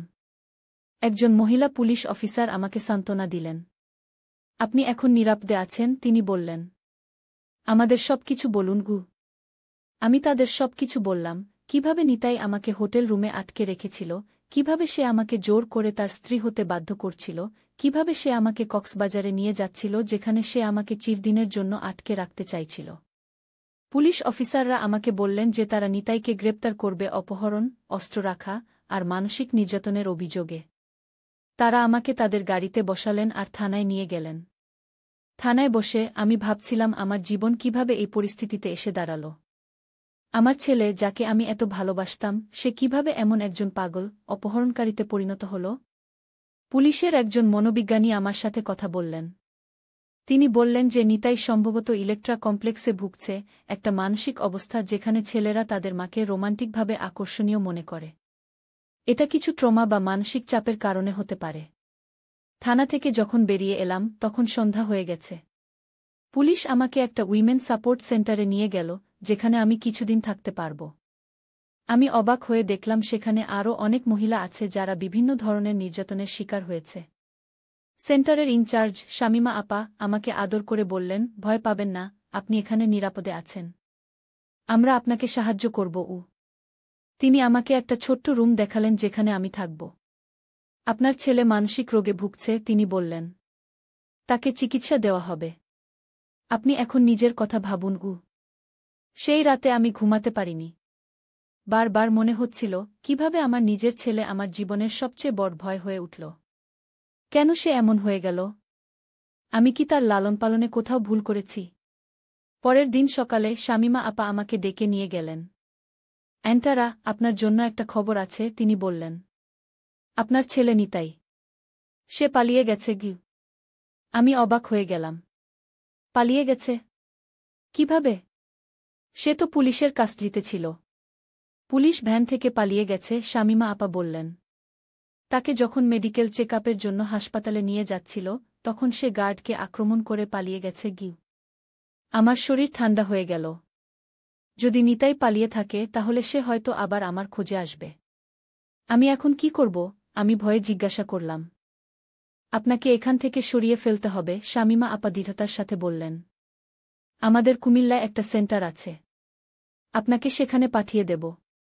সেখানে আপনি কিছুদিন লুকিয়ে থাকতে পারবেন, যতক্ষণ না পুলিশ আপনার ছেলেকে ধরে। সেদিন বিকেলেই আমি কুমিল্লার দিকে রওনা দিলাম। শামিমা আপা আমাকে একজন মহিলা গার্ডের সাথে পাঠালেন। নিরাপদে থাকবেন, তিনি আমাকে বিদায় দিলেন। কুমিল্লা যাওয়ার পথে আমি জানালা দিয়ে বাইরের প্রকৃতি দেখছিলাম। সবুজ মাঠ, গ্রাম, ছোট ছোট শহর, সবকিছু যেন আমার চোখে অন্যরকম দেখাচ্ছিল। আমি এতদিন শুধু নিতাইকে নিয়েই ভাবতাম। আমার জীবনের সবকিছু ছিল তাকে ঘিরে। কিন্তু এখন আমি বুঝতে পারছিলাম আমার নিজের জীবনও আছে। আমাকে এখন নিজেকে নিয়ে ভাবতে হবে। কুমিল্লা পৌঁছে আমাদের গাড়ি সোজা একটা পুরনো বাড়ির সামনে এসে থামল। এটা ছিল উইমেন সাপোর্ট সেন্টারের কুমিল্লা শাখা। বাইরে থেকে দেখলে মনে হবে এটা একটা সাধারণ বাড়ি। কিন্তু ভিতরে অনেক মহিলা আশ্রয় নিয়েছে যারা নানা ধরনের নির্যাতনের শিকার হয়েছে। সেন্টারের প্রধান রেহানা আপা আমাকে স্বাগত জানালেন। অ্যান্টারা, আপনি এখানে নিরাপদে আছেন, তিনি বললেন। আমাদের এখানে কেউ খুঁজে পাবে না। আমি তাকে ধন্যবাদ দিলাম আর আমার নতুন রুমে চলে গেলাম। রুমটা ছোট কিন্তু পরিষ্কার। একটা ছোট বিছানা, একটা টেবিল আর একটা আলমারি। এই হবে আমার নতুন ঘর, যতদিন না আমার ছেলেকে ধরা হয়। রাতে আমি লক্ষ্য করলাম সেন্টারে আরও অনেক মহিলা আছে। কেউ স্বামীর নির্যাতন থেকে পালিয়ে এসেছে, কেউ পারিবারিক সহিংসতার শিকার হয়েছে, কেউ বা মানব পাচারের হাত থেকে উদ্ধার পেয়েছে। তাদের প্রত্যেকের একটা করে গল্প আছে, প্রত্যেকেই কোনো না কোনোভাবে ভুক্তভোগী। আমি তাদের সাথে কথা বললাম, তাদের গল্প শুনলাম। এক মহিলা, শাবনম, আমাকে বললেন, আমার স্বামী আমাকে প্রতিদিন মারত। আমি 5 বছর সহ্য করেছি, তারপর একদিন পালিয়ে এসেছি। আরেক মহিলা রুমা বললেন, আমার পরিবার আমাকে জোর করে বিয়ে দিতে চেয়েছিল। আমি চাইনি, তাই তারা আমাকে বাড়ি থেকে বের করে দিয়েছে গি। তাদের গল্প শুনে আমি বুঝলাম আমি একা নই। এই পৃথিবীতে অনেক মহিলা আছে যারা নানা ধরনের নির্যাতনের শিকার হয়েছে। আমার নিজের ছেলে আমাকে অপহরণ করেছে, এটা অবশ্যই একটা অদ্ভুত ঘটনা, কিন্তু নির্যাতনের ধরন যাই হোক না কেন, ব্যথা একই রকম। কয়েকদিন পরে এক রাতে রেহানা আপা আমাকে ডেকে নিয়ে গেলেন। তার চোখমুখ চিন্তিত দেখাচ্ছিল। অ্যান্টারা, পুলিশ থেকে খবর এসেছে, তিনি বললেন। তোমার ছেলে নিতাইকে কুমিল্লার কাছে দেখা গেছে গি।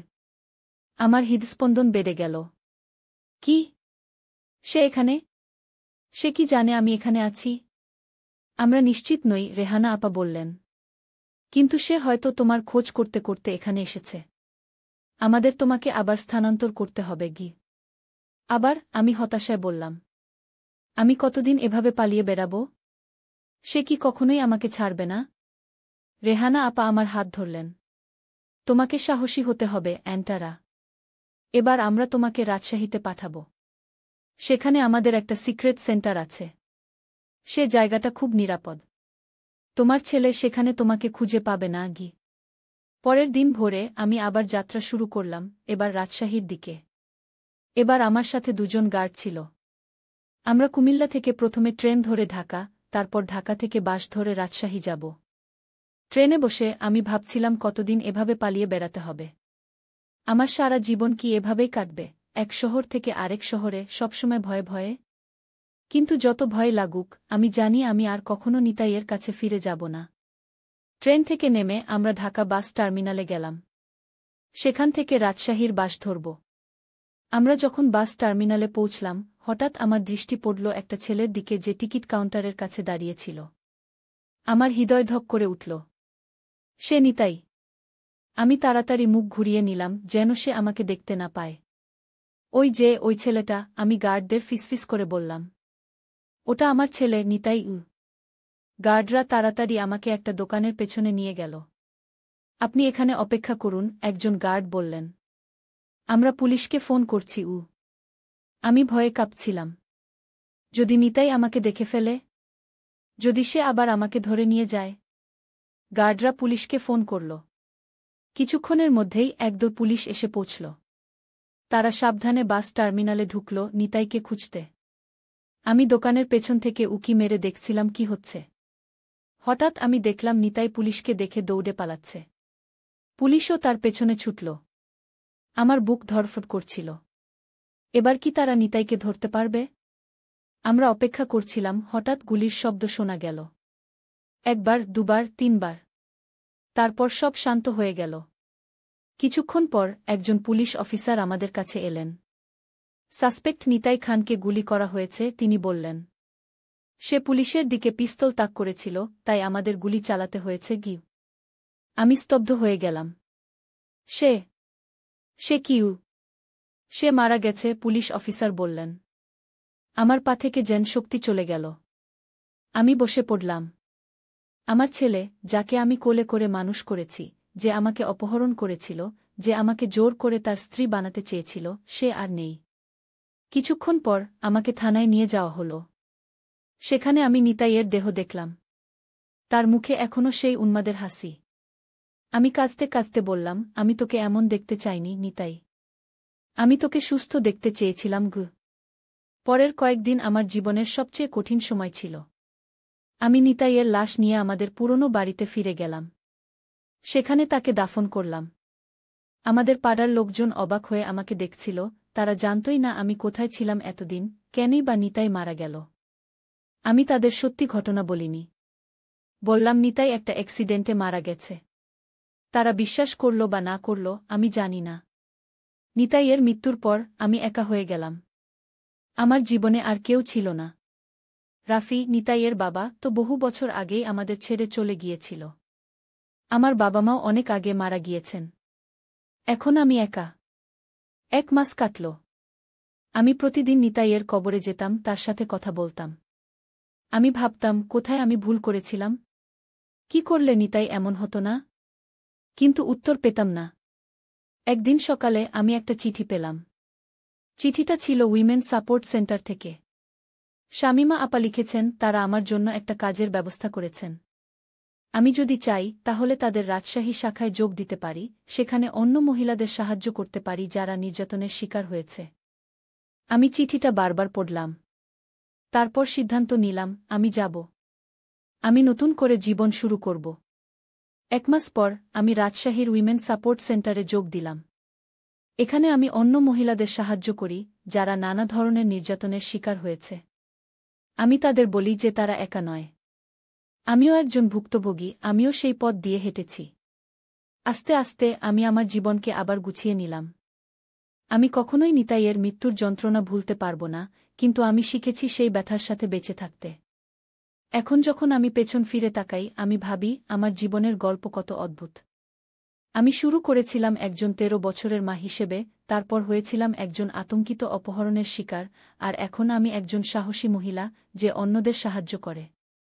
আমার নাম অ্যান্টারা, আর এটাই আমার জীবনের অদ্ভুত রহস্য। গল্পের সারমর্ম, আমার যদি কেউ জিজ্ঞাসা করে কোনো রহস্য আমার জীবনে সবচেয়ে বড় প্রভাব ফেলেছে, আমি বলবো সেটা হলো মানুষের মনের রহস্য।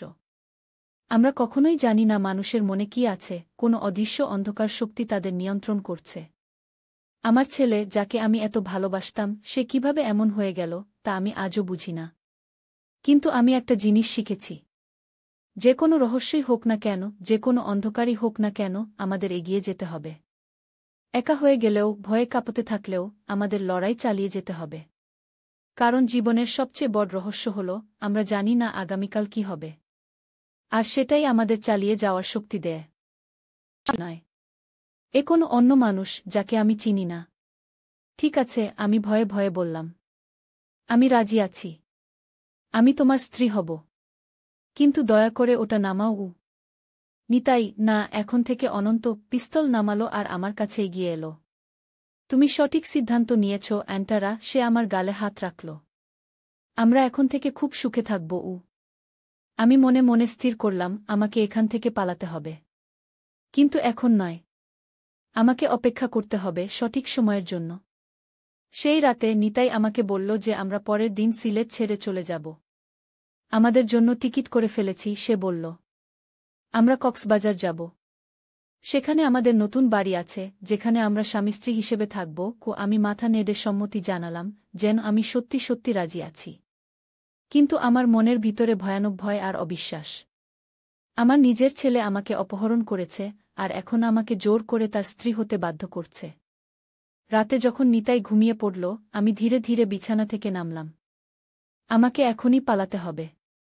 আমি আমার ফোন আর কিছু টাকা নিয়ে দরজার দিকে এগোলাম। কিন্তু যেই আমি দরজার হাতল ধরলাম, অমনি লাইট জ্বলে উঠল। কোথায় যাচ্ছ মা? নিতাইয়ের কণ্ঠ আমার পিছন থেকে ভেসে এলো। আমি ধীরে ধীরে ঘুরে দাঁড়ালাম। আমি শুধু বাথরুমে যাচ্ছিলাম। মিথ্যা কথা, সে দৃঢ়কণ্ঠে বলল।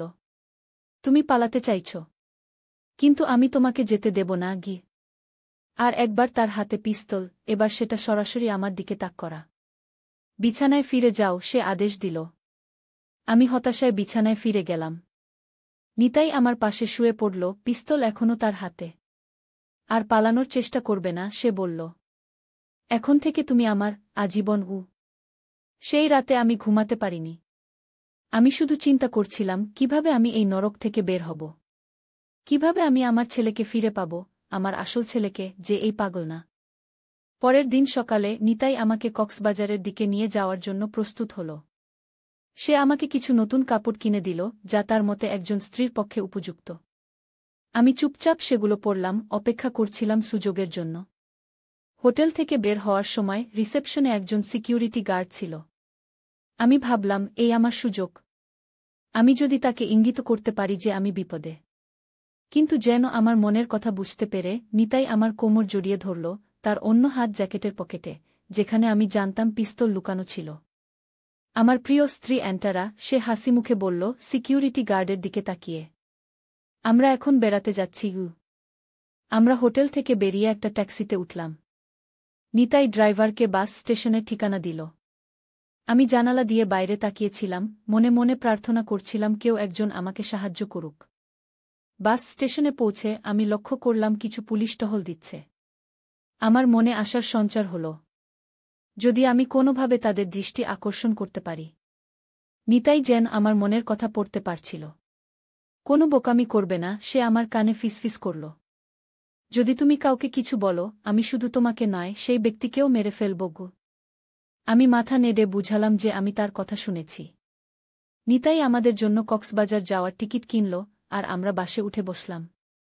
বাসে বসে আমি ভাবছিলাম, এই অবস্থা থেকে আমি কিভাবে বেরোব। নিতাই আমার পাশে বসে ঘুমিয়ে পড়েছিল, কিন্তু আমি জানতাম তার হাত এখনও জ্যাকেটের পকেটে, সেই পিস্তলের কাছে। হঠাৎ বাসটা একটা জোরে ঝাঁকুনি দিয়ে থামল। সামনে কি হয়েছে দেখার জন্য আমি উকি মারলাম। রাস্তায় একটা বড় অ্যাক্সিডেন্ট হয়েছে। দুটো ট্রাক মুখোমুখি সংঘর্ষে বিধ্বস্ত অবস্থায় পড়ে আছে। বাসের ড্রাইভার মাইক্রোফোনে ঘোষণা দিলেন, যাত্রীদের দৃষ্টি আকর্ষণ করছি, সামনে একটা বড় অ্যাক্সিডেন্ট হয়েছে। রাস্তা ব্লক হয়ে আছে। আমাদের এখানে অনেকক্ষণ অপেক্ষা করতে হতে পারে গি। নিতাই ঘুম থেকে জেগে উঠল। কি হয়েছে সে আমাকে জিজ্ঞেস করল। সামনে অ্যাক্সিডেন্ট হয়েছে আমি বললাম। আমাদের অপেক্ষা করতে হবে গি। নিতাই বিরক্ত হয়ে বাইরে তাকাল। আমি দেখলাম অ্যাক্সিডেন্টের কারণে পুলিশ এসেছে। তারা যাত্রীদের বাস থেকে নামতে বলছে, যেন বাসটা সরিয়ে ফেলা যায়। একজন পুলিশ অফিসার আমাদের বাসে উঠে এলেন। সবাই অনুগ্রহ করে বাস থেকে নেমে আসুন, তিনি ঘোষণা দিলেন। আমরা অন্য বাসের ব্যবস্থা করছি। যাত্রীরা একে একে বাস থেকে নামতে শুরু করল। নিতাই আমার হাত ধরে শক্ত করে বসে রইল। আমরা নামব না, সে বলল। আমি কাউকে বিশ্বাস করি না গি। পুলিশ অফিসার আমাদের দিকে এগিয়ে এলেন। স্যার, ম্যাডাম, অনুগ্রহ করে বাস থেকে নেমে আসুন গো। নিতাই তার জ্যাকেটের পকেটে হাত রাখল। আমরা ঠিক আছি এখানে, সে বলল। আমরা অপেক্ষা করব। পুলিশ অফিসার ধীরে ধীরে বললেন, স্যার, এটা একটা অর্ডার। আপনাদের নামতে হবে গি। আমি দেখলাম নিতাই তার পকেট থেকে কিছু একটা বের করতে যাচ্ছে। আমি আর সময় নষ্ট করলাম না। আমাকে সাহায্য করুন, আমি চিৎকার করে উঠলাম। এই লোকটা আমাকে অপহরণ করেছে। এই লোকটা আমার ছেলে। ওর কাছে পিস্তল আছে। নিতাই আমার দিকে বিস্ফারিত চোখে তাকাল, তারপর পকেট থেকে পিস্তল বের করল। কিন্তু তার আগেই পুলিশ অফিসার তার উপর ঝাঁপিয়ে পড়লেন। অন্য দুজন অফিসার দৌড়ে এসে নিতাইকে ধরে ফেলল। তারা তার হাত থেকে পিস্তল কেড়ে নিল আর তাকে হাতকড়া পরিয়ে দিল। আমি কাঁদতে কাঁদতে বাস থেকে নেমে এলাম। একজন মহিলা পুলিশ অফিসার আমাকে সান্ত্বনা দিলেন। আপনি এখন নিরাপদে আছেন, তিনি বললেন। আমাদের সবকিছু বলুন গু। আমি তাদের সবকিছু বললাম, কিভাবে নিতাই আমাকে হোটেল রুমে আটকে রেখেছিল, কিভাবে সে আমাকে জোর করে তার স্ত্রী হতে বাধ্য করছিল, কিভাবে সে আমাকে কক্সবাজারে নিয়ে যাচ্ছিল যেখানে সে আমাকে চিরদিনের জন্য আটকে রাখতে চাইছিল। পুলিশ অফিসাররা আমাকে বললেন যে তারা নিতাইকে গ্রেপ্তার করবে অপহরণ, অস্ত্র রাখা আর মানসিক নির্যাতনের অভিযোগে। তারা আমাকে তাদের গাড়িতে বসালেন আর থানায় নিয়ে গেলেন। থানায় বসে আমি ভাবছিলাম আমার জীবন কিভাবে এই পরিস্থিতিতে এসে দাঁড়াল। আমার ছেলে, যাকে আমি এত ভালোবাসতাম, সে কিভাবে এমন একজন পাগল অপহরণকারীতে পরিণত হল। পুলিশের একজন মনোবিজ্ঞানী আমার সাথে কথা বললেন। তিনি বললেন যে নিতাই সম্ভবত ইলেকট্রা কমপ্লেক্সে ভুগছে, একটা মানসিক অবস্থা যেখানে ছেলেরা তাদের মাকে রোমান্টিকভাবে আকর্ষণীয় মনে করে। এটা কিছু ট্রমা বা মানসিক চাপের কারণে হতে পারে। থানা থেকে যখন বেরিয়ে এলাম তখন সন্ধ্যা হয়ে গেছে। পুলিশ আমাকে একটা উইমেন সাপোর্ট সেন্টারে নিয়ে গেল, যেখানে আমি কিছুদিন থাকতে পারব। আমি অবাক হয়ে দেখলাম সেখানে আরও অনেক মহিলা আছে যারা বিভিন্ন ধরনের নির্যাতনের শিকার হয়েছে। সেন্টারের ইনচার্জ শামিমা আপা আমাকে আদর করে বললেন, ভয় পাবেন না, আপনি এখানে নিরাপদে আছেন। আমরা আপনাকে সাহায্য করব। তিনি আমাকে একটা ছোট্ট রুম দেখালেন যেখানে আমি থাকব। আপনার ছেলে মানসিক রোগে ভুগছে, তিনি বললেন। তাকে চিকিৎসা দেওয়া হবে। আপনি এখন নিজের কথা ভাবুন। সেই রাতে আমি ঘুমাতে পারিনি। বারবার মনে হচ্ছিল, কিভাবে আমার নিজের ছেলে আমার জীবনের সবচেয়ে বড় ভয় হয়ে উঠল। কেন সে এমন হয়ে গেল? আমি কি তার লালন পালনে কোথাও ভুল করেছি?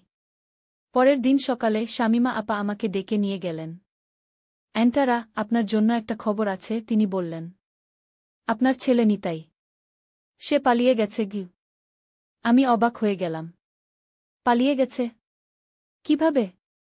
সে তো পুলিশের কাস্টডিতে ছিল। পুলিশ ভ্যান থেকে পালিয়ে গেছে, শামিমা আপা বললেন। তাকে যখন মেডিকেল চেকআপের জন্য হাসপাতালে নিয়ে যাচ্ছিল তখন সে গার্ডকে আক্রমণ করে পালিয়ে গেছে গিয়ে। আমার শরীর ঠান্ডা হয়ে গেল। যদি নিতাই পালিয়ে থাকে তাহলে সে হয়তো আবার আমার খোঁজে আসবে। আমি এখন কি করব? আমি ভয়ে জিজ্ঞাসা করলাম। আপনাকে এখান থেকে সরিয়ে ফেলতে হবে, শামীমা আপা দৃঢ়তার সাথে বললেন। আমাদের কুমিল্লায় একটা সেন্টার আছে। আপনাকে সেখানে পাঠিয়ে দেব। সেখানে আপনি কিছুদিন লুকিয়ে থাকতে পারবেন, যতক্ষণ না পুলিশ আপনার ছেলেকে ধরে গিয়ে। সেদিন বিকেলেই আমি কুমিল্লার দিকে রওনা দিলাম। শামীমা আপা আমাকে একজন মহিলা গার্ডের সাথে পাঠালেন। নিরাপদে থাকবেন, তিনি আমাকে বিদায় দিলেন। কুমিল্লা যাওয়ার পথে আমি জানালা দিয়ে বাইরের প্রকৃতি দেখছিলাম। সবুজ মাঠ, গ্রাম, ছোট ছোট শহর, সবকিছু যেন আমার চোখে অন্যরকম দেখাচ্ছিল। আমি এতদিন শুধু নিতাইকে নিয়েই ভাবতাম। আমার জীবনের সবকিছু ছিল তাকে ঘিরে। কিন্তু এখন আমি বুঝতে পারছিলাম আমার নিজের জীবনও আছে। আমাকে এখন নিজেকে নিয়ে ভাবতে হবে। কুমিল্লা পৌঁছে আমাদের গাড়ি সোজা একটা পুরনো বাড়ির সামনে এসে থামল। এটা ছিল উইমেন সাপোর্ট সেন্টারের কুমিল্লা শাখা। বাইরে থেকে দেখলে মনে হবে এটা একটা সাধারণ বাড়ি। কিন্তু ভিতরে অনেক মহিলা আশ্রয় নিয়েছে যারা নানা ধরনের নির্যাতনের শিকার হয়েছে। সেন্টারের প্রধান রেহানা আপা আমাকে স্বাগত জানালেন। অ্যান্টারা, আপনি এখানে নিরাপদে আছেন, তিনি বললেন। আমাদের এখানে কেউ খুঁজে পাবে না গি। আমি তাকে ধন্যবাদ দিলাম আর আমার নতুন রুমে চলে গেলাম। রুমটা ছোট কিন্তু পরিষ্কার। একটা ছোট বিছানা, একটা টেবিল আর একটা আলমারি। এই হবে আমার নতুন ঘর, যতদিন না আমার ছেলেকে ধরা হয়। রাতে আমি লক্ষ্য করলাম সেন্টারে আরও অনেক মহিলা আছে। কেউ স্বামীর নির্যাতন থেকে পালিয়ে এসেছে, কেউ পারিবারিক সহিংসতার শিকার হয়েছে, কেউ বা মানব পাচারের হাত থেকে উদ্ধার পেয়েছে। তাদের প্রত্যেকের একটা করে গল্প আছে, প্রত্যেকেই কোনো না কোনোভাবে ভুক্তভোগী।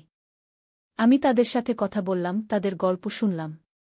এক মহিলা, শাবনম, আমাকে বললেন, আমার স্বামী আমাকে প্রতিদিন মারত। আমি 5 বছর সহ্য করেছি, তারপর একদিন পালিয়ে এসেছি। আরেক মহিলা, রুমা, বললেন, আমার পরিবার আমাকে জোর করে বিয়ে দিতে চেয়েছিল। আমি চাইনি, তাই তারা আমাকে বাড়ি থেকে বের করে দিয়েছে গি। তাদের গল্প শুনে আমি বুঝলাম আমি একা নই। এই পৃথিবীতে অনেক মহিলা আছে যারা নানা ধরনের নির্যাতনের শিকার হয়েছে। আমার নিজের ছেলে আমাকে অপহরণ করেছে, এটা অবশ্যই একটা অদ্ভুত ঘটনা, কিন্তু নির্যাতনের ধরন যাই হোক না কেন, ব্যথা একই রকম। কয়েকদিন পরে এক রাতে রেহানা আপা আমাকে ডেকে নিয়ে গেলেন। তার চোখমুখ চিন্তিত দেখাচ্ছিল। অ্যান্টারা, পুলিশ থেকে খবর এসেছে, তিনি বললেন। তোমার ছেলে নিতাইকে কুমিল্লার কাছে দেখা গেছে গি। আমার হৃদস্পন্দন বেড়ে গেল। কি? সে এখানে? সে কি জানে আমি এখানে আছি? আমরা নিশ্চিত নই, রেহানা আপা বললেন। কিন্তু সে হয়তো তোমার খোঁজ করতে করতে এখানে এসেছে। আমাদের তোমাকে আবার স্থানান্তর করতে হবে গি। আবার? আমি হতাশায় বললাম। আমি কতদিন এভাবে পালিয়ে বেড়াব? সে কি কখনোই আমাকে ছাড়বে না? রেহানা আপা আমার হাত ধরলেন। তোমাকে সাহসী হতে হবে, অ্যান্টারা। এবার আমরা তোমাকে রাজশাহীতে পাঠাব। সেখানে আমাদের একটা সিক্রেট সেন্টার আছে। সে জায়গাটা খুব নিরাপদ। তোমার ছেলে সেখানে তোমাকে খুঁজে পাবে না গি। পরের দিন ভোরে আমি আবার যাত্রা শুরু করলাম, এবার রাজশাহীর দিকে। এবার আমার সাথে 2 জন গার্ড ছিল। আমরা কুমিল্লা থেকে প্রথমে ট্রেন ধরে ঢাকা, তারপর ঢাকা থেকে বাস ধরে রাজশাহী যাব। ট্রেনে বসে আমি ভাবছিলাম কতদিন এভাবে পালিয়ে বেড়াতে হবে। আমার সারা জীবন কি এভাবেই কাটবে, এক শহর থেকে আরেক শহরে, সবসময় ভয়ে ভয়ে? কিন্তু যত ভয় লাগুক, আমি জানি আমি আর কখনো নিতাইয়ের কাছে ফিরে যাব না। ট্রেন থেকে নেমে আমরা ঢাকা বাস টার্মিনালে গেলাম। সেখান থেকে রাজশাহীর বাস ধরব। আমরা যখন বাস টার্মিনালে পৌঁছলাম, হঠাৎ আমার দৃষ্টি পড়ল একটা ছেলের দিকে যে টিকিট কাউন্টারের কাছে দাঁড়িয়েছিল। আমার হৃদয় ধক করে উঠল। সে নিতাই। আমি তাড়াতাড়ি মুখ ঘুরিয়ে নিলাম, যেন সে আমাকে দেখতে না পায়।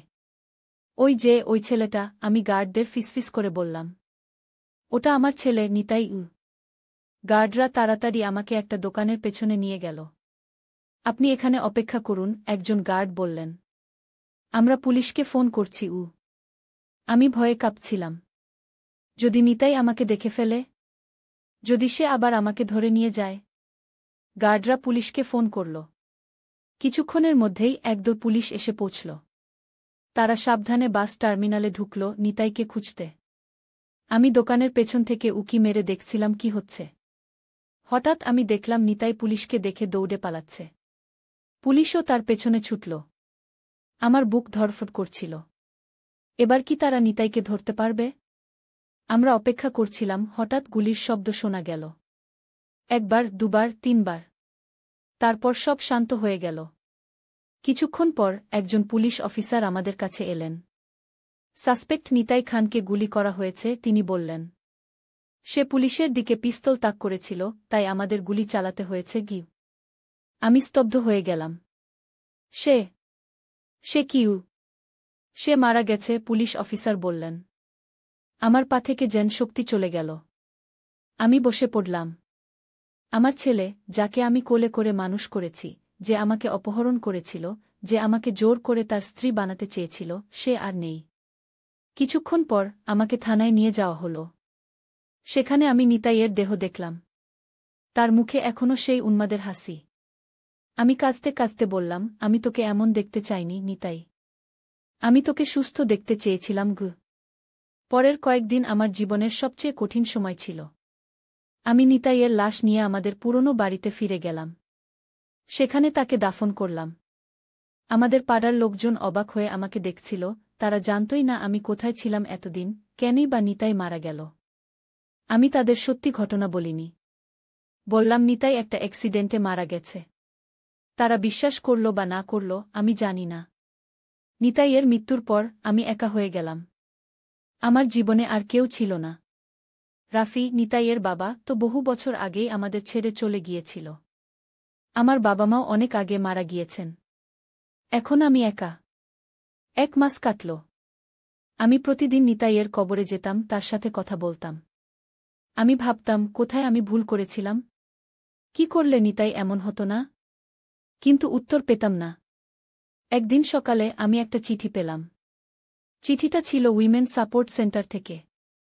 শামিমা আপা লিখেছেন, তারা আমার জন্য একটা কাজের ব্যবস্থা করেছেন।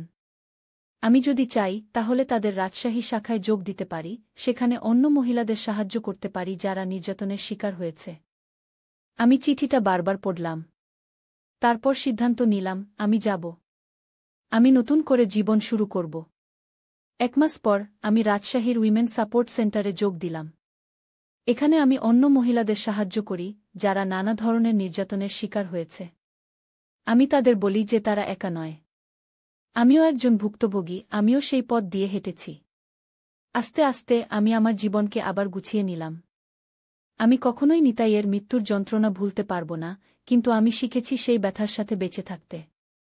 এখন যখন আমি পেছন ফিরে তাকাই, আমি ভাবি আমার জীবনের গল্প কত অদ্ভুত। আমি শুরু করেছিলাম একজন 13 বছরের মা হিসেবে, তারপর হয়েছিলাম একজন আতঙ্কিত অপহরণের শিকার, আর এখন আমি একজন সাহসী মহিলা, যে অন্যদের সাহায্য করে।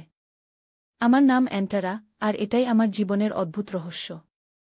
গল্পের সারমর্ম, আমার যদি কেউ জিজ্ঞাসা করে কোনো রহস্য আমার জীবনে সবচেয়ে বড় প্রভাব ফেলেছে, আমি বলবো সেটা হলো মানুষের মনের রহস্য। আমরা কখনোই জানি না মানুষের মনে কি আছে, কোনো অদৃশ্য অন্ধকার শক্তি তাদের নিয়ন্ত্রণ করছে। আমার ছেলে, যাকে আমি এত ভালোবাসতাম, সে কিভাবে এমন হয়ে গেল, তা আমি আজও বুঝি না। কিন্তু আমি একটা জিনিস শিখেছি। যে কোনো রহস্যই হোক না কেন, যে কোনো অন্ধকারই হোক না কেন, আমাদের এগিয়ে যেতে হবে। একা হয়ে গেলেও, ভয়ে কাঁপতে থাকলেও, আমাদের লড়াই চালিয়ে যেতে হবে। কারণ জীবনের সবচেয়ে বড় রহস্য হল, আমরা জানি না আগামীকাল কি হবে। আর সেটাই আমাদের চালিয়ে যাওয়ার শক্তি দেয়। নয় এ কোনো অন্য মানুষ, যাকে আমি চিনি না। ঠিক আছে, আমি ভয়ে ভয়ে বললাম। আমি রাজি আছি। আমি তোমার স্ত্রী হব। কিন্তু দয়া করে ওটা নামাও। নিতাই, না, এখন থেকে অনন্ত পিস্তল নামালো আর আমার কাছে এগিয়ে এলো। তুমি সঠিক সিদ্ধান্ত নিয়েছ অ্যান্টারা, সে আমার গালে হাত রাখল। আমরা এখন থেকে খুব সুখে থাকব। আমি মনে মনে স্থির করলাম, আমাকে এখান থেকে পালাতে হবে। কিন্তু এখন নয়। আমাকে অপেক্ষা করতে হবে সঠিক সময়ের জন্য। সেই রাতে নিতাই আমাকে বলল যে আমরা পরের দিন সিলেট ছেড়ে চলে যাব। আমাদের জন্য টিকিট করে ফেলেছি, সে বলল। আমরা কক্সবাজার যাব। সেখানে আমাদের নতুন বাড়ি আছে, যেখানে আমরা স্বামী-স্ত্রী হিসেবে থাকব। আমি মাথা নেড়ে সম্মতি জানালাম, যেন আমি সত্যি সত্যি রাজি আছি। কিন্তু আমার মনের ভিতরে ভয়ানক ভয় আর অবিশ্বাস। আমার নিজের ছেলে আমাকে অপহরণ করেছে, আর এখন আমাকে জোর করে তার স্ত্রী হতে বাধ্য করছে। রাতে যখন নিতাই ঘুমিয়ে পড়ল, আমি ধীরে ধীরে বিছানা থেকে নামলাম। আমাকে এখনই পালাতে হবে। আমি আমার ফোন আর কিছু টাকা নিয়ে দরজার দিকে এগোলাম। কিন্তু যেই আমি দরজার হাতল ধরলাম, অমনি লাইট জ্বলে উঠল। কোথায় যাচ্ছ, মা? নিতাইয়ের কণ্ঠ আমার পিছন থেকে ভেসে এল। আমি ধীরে ধীরে ঘুরে দাঁড়ালাম। আমি শুধু বাথরুমে যাচ্ছিলাম। মিথ্যা কথা, সে দৃঢ়কণ্ঠে বলল। তুমি পালাতে চাইছ, কিন্তু আমি তোমাকে যেতে দেব না। আর একবার তার হাতে পিস্তল, এবার সেটা সরাসরি আমার দিকে তাক করা। বিছানায় ফিরে যাও, সে আদেশ দিল। আমি হতাশায় বিছানায় ফিরে গেলাম। নিতাই আমার পাশে শুয়ে পড়ল, পিস্তল এখনও তার হাতে। আর পালানোর চেষ্টা করবে না, সে বলল। এখন থেকে তুমি আমার আজীবন। সেই রাতে আমি ঘুমাতে পারিনি। আমি শুধু চিন্তা করছিলাম, কিভাবে আমি এই নরক থেকে বের হব। কিভাবে আমি আমার ছেলেকে ফিরে পাব, আমার আসল ছেলেকে, যে এই পাগল না।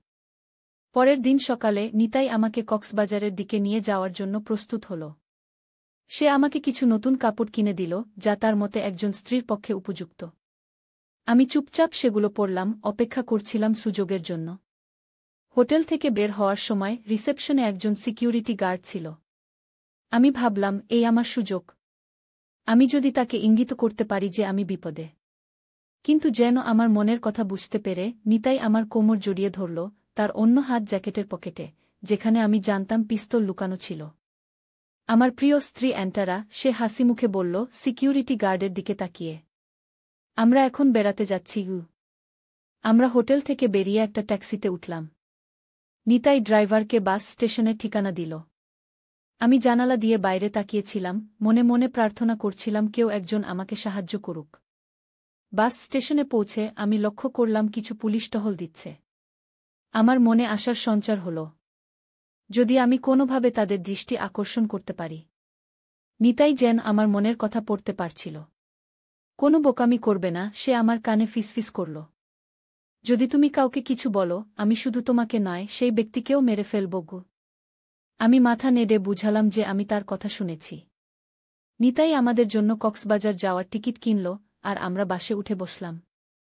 বাসে বসে আমি ভাবছিলাম, এই অবস্থা থেকে আমি কিভাবে বেরোব। নিতাই আমার পাশে বসে ঘুমিয়ে পড়েছিল, কিন্তু আমি জানতাম তার হাত এখনও জ্যাকেটের পকেটে, সেই পিস্তলের কাছে। হঠাৎ বাসটা একটা জোরে ঝাঁকুনি দিয়ে থামল। সামনে কি হয়েছে দেখার জন্য আমি উকি মারলাম। রাস্তায় একটা বড় অ্যাক্সিডেন্ট হয়েছে। দুটো ট্রাক মুখোমুখি সংঘর্ষে বিধ্বস্ত অবস্থায় পড়ে আছে। বাসের ড্রাইভার মাইক্রোফোনে ঘোষণা দিলেন, যাত্রীদের দৃষ্টি আকর্ষণ করছি, সামনে একটা বড় অ্যাক্সিডেন্ট হয়েছে। রাস্তা ব্লক হয়ে আছে। আমাদের এখানে অনেকক্ষণ অপেক্ষা করতে হতে পারে। নিতাই ঘুম থেকে জেগে উঠল। কি হয়েছে, সে আমাকে জিজ্ঞেস করল। সামনে অ্যাক্সিডেন্ট হয়েছে, আমি বললাম। আমাদের অপেক্ষা করতে হবে। নিতাই বিরক্ত হয়ে বাইরে তাকাল। আমি দেখলাম অ্যাক্সিডেন্টের কারণে পুলিশ এসেছে। তারা যাত্রীদের বাস থেকে নামতে বলছে, যেন বাসটা সরিয়ে ফেলা যায়। একজন পুলিশ অফিসার আমাদের বাসে উঠে এলেন। সবাই অনুগ্রহ করে বাস থেকে নেমে আসুন, তিনি ঘোষণা দিলেন। আমরা অন্য বাসের ব্যবস্থা করছি। যাত্রীরা একে একে বাস থেকে নামতে শুরু করল। নিতাই আমার হাত ধরে শক্ত করে বসে রইল। আমরা নামব না, সে বলল। আমি কাউকে বিশ্বাস করি না। পুলিশ অফিসার আমাদের দিকে এগিয়ে এলেন। স্যার, ম্যাডাম, অনুগ্রহ করে বাস থেকে নেমে আসুন। নিতাই তার জ্যাকেটের পকেটে হাত রাখল। আমরা ঠিক আছি এখানে, সে বলল। আমরা অপেক্ষা করব। পুলিশ অফিসার ধীরে ধীরে বললেন, স্যার, এটা একটা অর্ডার। আপনাদের নামতে হবে। আমি দেখলাম নিতাই তার পকেট থেকে কিছু একটা বের করতে যাচ্ছে। আমি আর সময় নষ্ট করলাম না। আমাকে সাহায্য করুন, আমি চিৎকার করে উঠলাম। এই লোকটা আমাকে অপহরণ করেছে। এই লোকটা আমার ছেলে। ওর কাছে পিস্তল আছে। নিতাই আমার দিকে বিস্ফারিত চোখে তাকালো, তারপর পকেট থেকে পিস্তল বের করল। কিন্তু তার আগেই পুলিশ অফিসার তার উপর ঝাঁপিয়ে পড়লেন। অন্য দুজন অফিসার দৌড়ে এসে নিতাইকে ধরে ফেলল। তারা তার হাত থেকে পিস্তল কেড়ে নিল আর তাকে হাতকড়া পরিয়ে দিল। আমি কাঁদতে কাঁদতে বাস থেকে নেমে এলাম। একজন মহিলা পুলিশ অফিসার আমাকে সান্ত্বনা দিলেন। আপনি এখন নিরাপদে আছেন, তিনি বললেন। আমাদের সবকিছু বলুন গু। আমি তাদের সবকিছু বললাম, কিভাবে নিতাই আমাকে হোটেল রুমে আটকে রেখেছিল, কিভাবে সে আমাকে জোর করে তার স্ত্রী হতে বাধ্য করছিল, কিভাবে সে আমাকে কক্সবাজারে নিয়ে যাচ্ছিল যেখানে সে আমাকে চিরদিনের জন্য আটকে রাখতে চাইছিল। পুলিশ অফিসাররা আমাকে বললেন যে তারা নিতাইকে গ্রেপ্তার করবে অপহরণ, অস্ত্র রাখা আর মানসিক নির্যাতনের অভিযোগে। তারা আমাকে তাদের গাড়িতে বসালেন আর থানায় নিয়ে গেলেন। থানায় বসে আমি ভাবছিলাম আমার জীবন কিভাবে এই পরিস্থিতিতে এসে দাঁড়াল। আমার ছেলে, যাকে আমি এত ভালোবাসতাম, সে কিভাবে এমন একজন পাগল অপহরণকারীতে পরিণত হল। পুলিশের একজন মনোবিজ্ঞানী আমার সাথে কথা বললেন। তিনি বললেন যে নিতাই সম্ভবত ইলেকট্রা কমপ্লেক্সে ভুগছে, একটা মানসিক অবস্থা যেখানে ছেলেরা তাদের মাকে রোমান্টিকভাবে আকর্ষণীয় মনে করে। এটা কিছু ট্রমা বা মানসিক চাপের কারণে হতে পারে। থানা থেকে যখন বেরিয়ে এলাম তখন সন্ধ্যা হয়ে গেছে। পুলিশ আমাকে একটা উইমেন সাপোর্ট সেন্টারে নিয়ে গেল, যেখানে আমি কিছুদিন থাকতে পারব। আমি অবাক হয়ে দেখলাম সেখানে আরও অনেক মহিলা আছে যারা বিভিন্ন ধরনের নির্যাতনের শিকার হয়েছে। সেন্টারের ইনচার্জ শামিমা আপা আমাকে আদর করে বললেন, ভয় পাবেন না, আপনি এখানে নিরাপদে আছেন। আমরা আপনাকে সাহায্য করব। তিনি আমাকে একটা ছোট্ট রুম দেখালেন যেখানে আমি থাকব। আপনার ছেলে মানসিক রোগে ভুগছে, তিনি বললেন। তাকে চিকিৎসা দেওয়া হবে। আপনি এখন নিজের কথা ভাবুন। সেই রাতে আমি ঘুমাতে পারিনি। বারবার মনে হচ্ছিল কিভাবে আমার নিজের ছেলে আমার জীবনের সবচেয়ে বড় ভয় হয়ে উঠল। কেন সে এমন হয়ে গেল? আমি কি তার লালন পালনে কোথাও ভুল করেছি?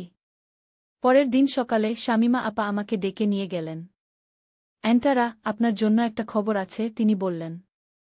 আপনার ছেলে নিতাই। সে পালিয়ে গেছে। আমি অবাক হয়ে গেলাম। পালিয়ে গেছে? কিভাবে? সে তো পুলিশের কাস্টডিতে ছিল। পুলিশ ভ্যান থেকে পালিয়ে গেছে, শামিমা আপা বললেন। তাকে যখন মেডিকেল চেকআপের জন্য হাসপাতালে নিয়ে যাচ্ছিল তখন সে গার্ডকে আক্রমণ করে পালিয়ে গেছে। আমার শরীর ঠান্ডা হয়ে গেল। যদি নিতাই পালিয়ে থাকে তাহলে সে হয়তো আবার আমার খোঁজে আসবে। আমি এখন কি করব? আমি ভয়ে জিজ্ঞাসা করলাম। আপনাকে এখান থেকে সরিয়ে ফেলতে হবে, শামিমা আপা দৃঢ়তার সাথে বললেন। আমাদের কুমিল্লায় একটা সেন্টার আছে। আপনাকে সেখানে পাঠিয়ে দেব। সেখানে আপনি কিছুদিন লুকিয়ে থাকতে পারবেন, যতক্ষণ না পুলিশ আপনার ছেলেকে ধরে। সেদিন বিকেলেই আমি কুমিল্লার দিকে রওনা দিলাম। শামিমা আপা আমাকে একজন মহিলা গার্ডের সাথে পাঠালেন। নিরাপদে থাকবেন, তিনি আমাকে বিদায় দিলেন। কুমিল্লা যাওয়ার পথে আমি জানালা দিয়ে বাইরের প্রকৃতি দেখছিলাম। সবুজ মাঠ, গ্রাম, ছোট ছোট শহর, সবকিছু যেন আমার চোখে অন্যরকম দেখাচ্ছিল। আমি এতদিন শুধু নিতাইকে নিয়েই ভাবতাম। আমার জীবনের সবকিছু ছিল তাকে ঘিরে। কিন্তু এখন আমি বুঝতে পারছিলাম আমার নিজের জীবনও আছে। আমাকে এখন নিজেকে নিয়ে ভাবতে হবে। কুমিল্লা পৌঁছে আমাদের গাড়ি সোজা একটা পুরনো বাড়ির সামনে এসে থামল। এটা ছিল উইমেন সাপোর্ট সেন্টারের কুমিল্লা শাখা। বাইরে থেকে দেখলে মনে হবে এটা একটা সাধারণ বাড়ি। কিন্তু ভিতরে অনেক মহিলা আশ্রয় নিয়েছে যারা নানা ধরনের নির্যাতনের শিকার হয়েছে। সেন্টারের প্রধান রেহানা আপা আমাকে স্বাগত জানালেন। অ্যান্টারা, আপনি এখানে নিরাপদে আছেন, তিনি বললেন। আমাদের এখানে কেউ খুঁজে পাবে না। আমি তাকে ধন্যবাদ দিলাম আর আমার নতুন রুমে চলে গেলাম। রুমটা ছোট কিন্তু পরিষ্কার। একটা ছোট বিছানা, একটা টেবিল আর একটা আলমারি। এই হবে আমার নতুন ঘর, যতদিন না আমার ছেলেকে ধরা হয়। রাতে আমি লক্ষ্য করলাম সেন্টারে আরও অনেক মহিলা আছে। কেউ স্বামীর নির্যাতন থেকে পালিয়ে এসেছে, কেউ পারিবারিক সহিংসতার শিকার হয়েছে, কেউ বা মানব পাচারের হাত থেকে উদ্ধার পেয়েছে। তাদের প্রত্যেকের একটা করে গল্প আছে, প্রত্যেকেই কোনো না কোনোভাবে ভুক্তভোগী। আমি তাদের সাথে কথা বললাম, তাদের গল্প শুনলাম। এক মহিলা, শাবনম, আমাকে বললেন, আমার স্বামী আমাকে প্রতিদিন মারত। আমি 5 বছর সহ্য করেছি, তারপর একদিন পালিয়ে এসেছি। আরেক মহিলা, রুমা, বললেন, আমার পরিবার আমাকে জোর করে বিয়ে দিতে চেয়েছিল। আমি চাইনি, তাই তারা আমাকে বাড়ি থেকে বের করে দিয়েছে। তাদের গল্প শুনে আমি বুঝলাম আমি একা নই। এই পৃথিবীতে অনেক মহিলা আছে যারা নানা ধরনের নির্যাতনের শিকার হয়েছে। আমার নিজের ছেলে আমাকে অপহরণ করেছে, এটা অবশ্যই একটা অদ্ভুত ঘটনা, কিন্তু নির্যাতনের ধরন যাই হোক না কেন, ব্যথা একই রকম। কয়েকদিন পরে এক রাতে রেহানা আপা আমাকে ডেকে নিয়ে গেলেন। তার চোখমুখ চিন্তিত দেখাচ্ছিল। অ্যান্টারা, পুলিশ থেকে খবর এসেছে, তিনি বললেন। তোমার ছেলে নিতাইকে কুমিল্লার কাছে দেখা গেছে গি। আমার হৃদস্পন্দন বেড়ে গেল। কি? সে এখানে? সে কি জানে আমি এখানে আছি? আমরা নিশ্চিত নই, রেহানা আপা বললেন। কিন্তু সে হয়তো তোমার খোঁজ করতে করতে এখানে এসেছে। আমাদের তোমাকে আবার স্থানান্তর করতে হবে গি।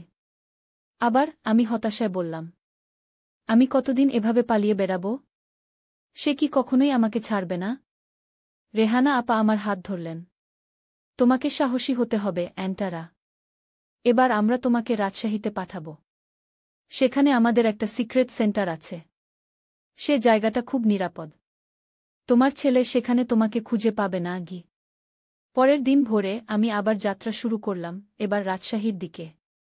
এবার আমার সাথে দুজন গার্ড ছিল। আমরা কুমিল্লা থেকে প্রথমে ট্রেন ধরে ঢাকা, তারপর ঢাকা থেকে বাস ধরে রাজশাহী যাব।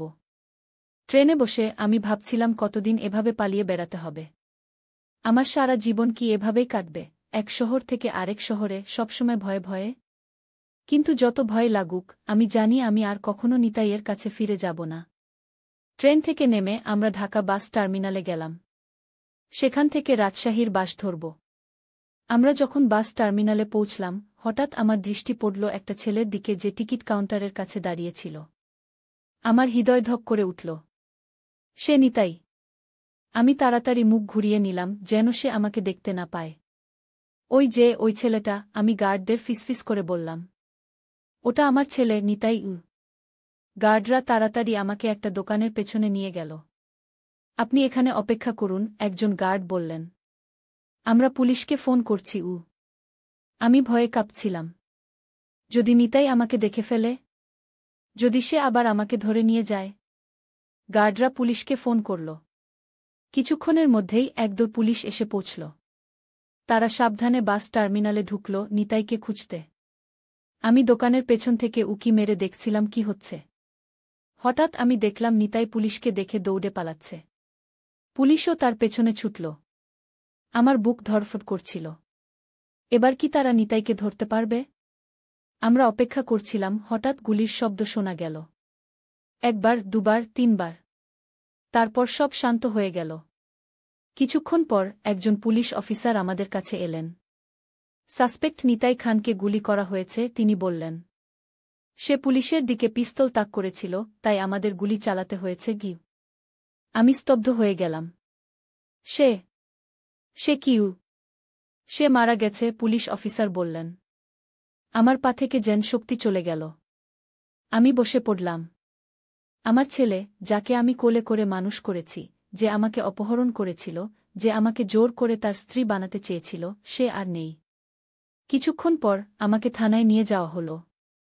সেখানে আমি নিতাইয়ের দেহ দেখলাম। তার মুখে এখনও সেই উন্মাদের হাসি। আমি কাঁদতে কাঁদতে বললাম, আমি তোকে এমন দেখতে চাইনি নিতাই। আমি তোকে সুস্থ দেখতে চেয়েছিলাম গু। পরের কয়েকদিন আমার জীবনের সবচেয়ে কঠিন সময় ছিল। আমি নিতাইয়ের লাশ নিয়ে আমাদের পুরনো বাড়িতে ফিরে গেলাম। সেখানে তাকে দাফন করলাম। আমাদের পাড়ার লোকজন অবাক হয়ে আমাকে দেখছিল, তারা জানতই না আমি কোথায় ছিলাম এতদিন, কেনই বা নিতাই মারা গেল। আমি তাদের সত্যি ঘটনা বলিনি। বললাম নিতাই একটা অ্যাক্সিডেন্টে মারা গেছে। তারা বিশ্বাস করল বা না করল, আমি জানি না। নিতাইয়ের মৃত্যুর পর আমি একা হয়ে গেলাম। আমার জীবনে আর কেউ ছিল না। রাফি, নিতাইয়ের বাবা, তো বহু বছর আগেই আমাদের ছেড়ে চলে গিয়েছিল।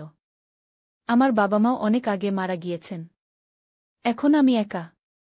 1 মাস কাটল। আমি প্রতিদিন নিতাইয়ের কবরে যেতাম, তার সাথে কথা বলতাম। আমি ভাবতাম, কোথায় আমি ভুল করেছিলাম? কি করলে নিতাই এমন হতো না? কিন্তু উত্তর পেতাম না। একদিন সকালে আমি একটা চিঠি পেলাম। চিঠিটা ছিল উইমেন সাপোর্ট সেন্টার থেকে। শামিমা আপা লিখেছেন, তারা আমার জন্য একটা কাজের ব্যবস্থা করেছেন। আমি যদি চাই, তাহলে তাদের রাজশাহী শাখায় যোগ দিতে পারি, সেখানে অন্য মহিলাদের সাহায্য করতে পারি যারা নির্যাতনের শিকার হয়েছে। আমি চিঠিটা বারবার পড়লাম। তারপর সিদ্ধান্ত নিলাম, আমি যাব। আমি নতুন করে জীবন শুরু করব। 1 মাস পর আমি রাজশাহীর উইমেন সাপোর্ট সেন্টারে যোগ দিলাম। এখানে আমি অন্য মহিলাদের সাহায্য করি যারা নানা ধরনের নির্যাতনের শিকার হয়েছে। আমি তাদের বলি যে তারা একা নয়। আমিও একজন ভুক্তভোগী, আমিও সেই পথ দিয়ে হেঁটেছি। আস্তে আস্তে আমি আমার জীবনকে আবার গুছিয়ে নিলাম। আমি কখনোই নিতাইয়ের মৃত্যুর যন্ত্রণা ভুলতে পারব না, কিন্তু আমি শিখেছি সেই ব্যথার সাথে বেঁচে থাকতে। এখন যখন আমি পেছন ফিরে তাকাই, আমি ভাবি আমার জীবনের গল্প কত অদ্ভুত। আমি শুরু করেছিলাম একজন 13 বছরের মা হিসেবে, তারপর হয়েছিলাম একজন আতঙ্কিত অপহরণের শিকার, আর এখন আমি একজন সাহসী মহিলা যে অন্যদের সাহায্য করে। আমার নাম অ্যান্টারা, আর এটাই আমার জীবনের অদ্ভুত রহস্য। গল্পের সারমর্ম, আমার যদি কেউ জিজ্ঞাসা করে কোনো রহস্য আমার জীবনে সবচেয়ে বড় প্রভাব ফেলেছে, আমি বলবো সেটা হলো মানুষের মনের রহস্য। আমরা কখনোই জানি না মানুষের মনে কি আছে, কোনো অদৃশ্য অন্ধকার শক্তি তাদের নিয়ন্ত্রণ করছে। আমার ছেলে, যাকে আমি এত ভালোবাসতাম, সে কিভাবে এমন হয়ে গেল তা আমি আজও বুঝি না। কিন্তু আমি একটা জিনিস শিখেছি। যে কোনো রহস্যই হোক না কেন, যে কোনো অন্ধকারই হোক না কেন, আমাদের এগিয়ে যেতে হবে। একা হয়ে গেলেও, ভয়ে কাঁপতে থাকলেও আমাদের লড়াই চালিয়ে যেতে হবে। কারণ জীবনের সবচেয়ে বড় রহস্য হল আমরা জানি না আগামীকাল কি হবে। আর সেটাই আমাদের চালিয়ে যাওয়ার শক্তি দেয়।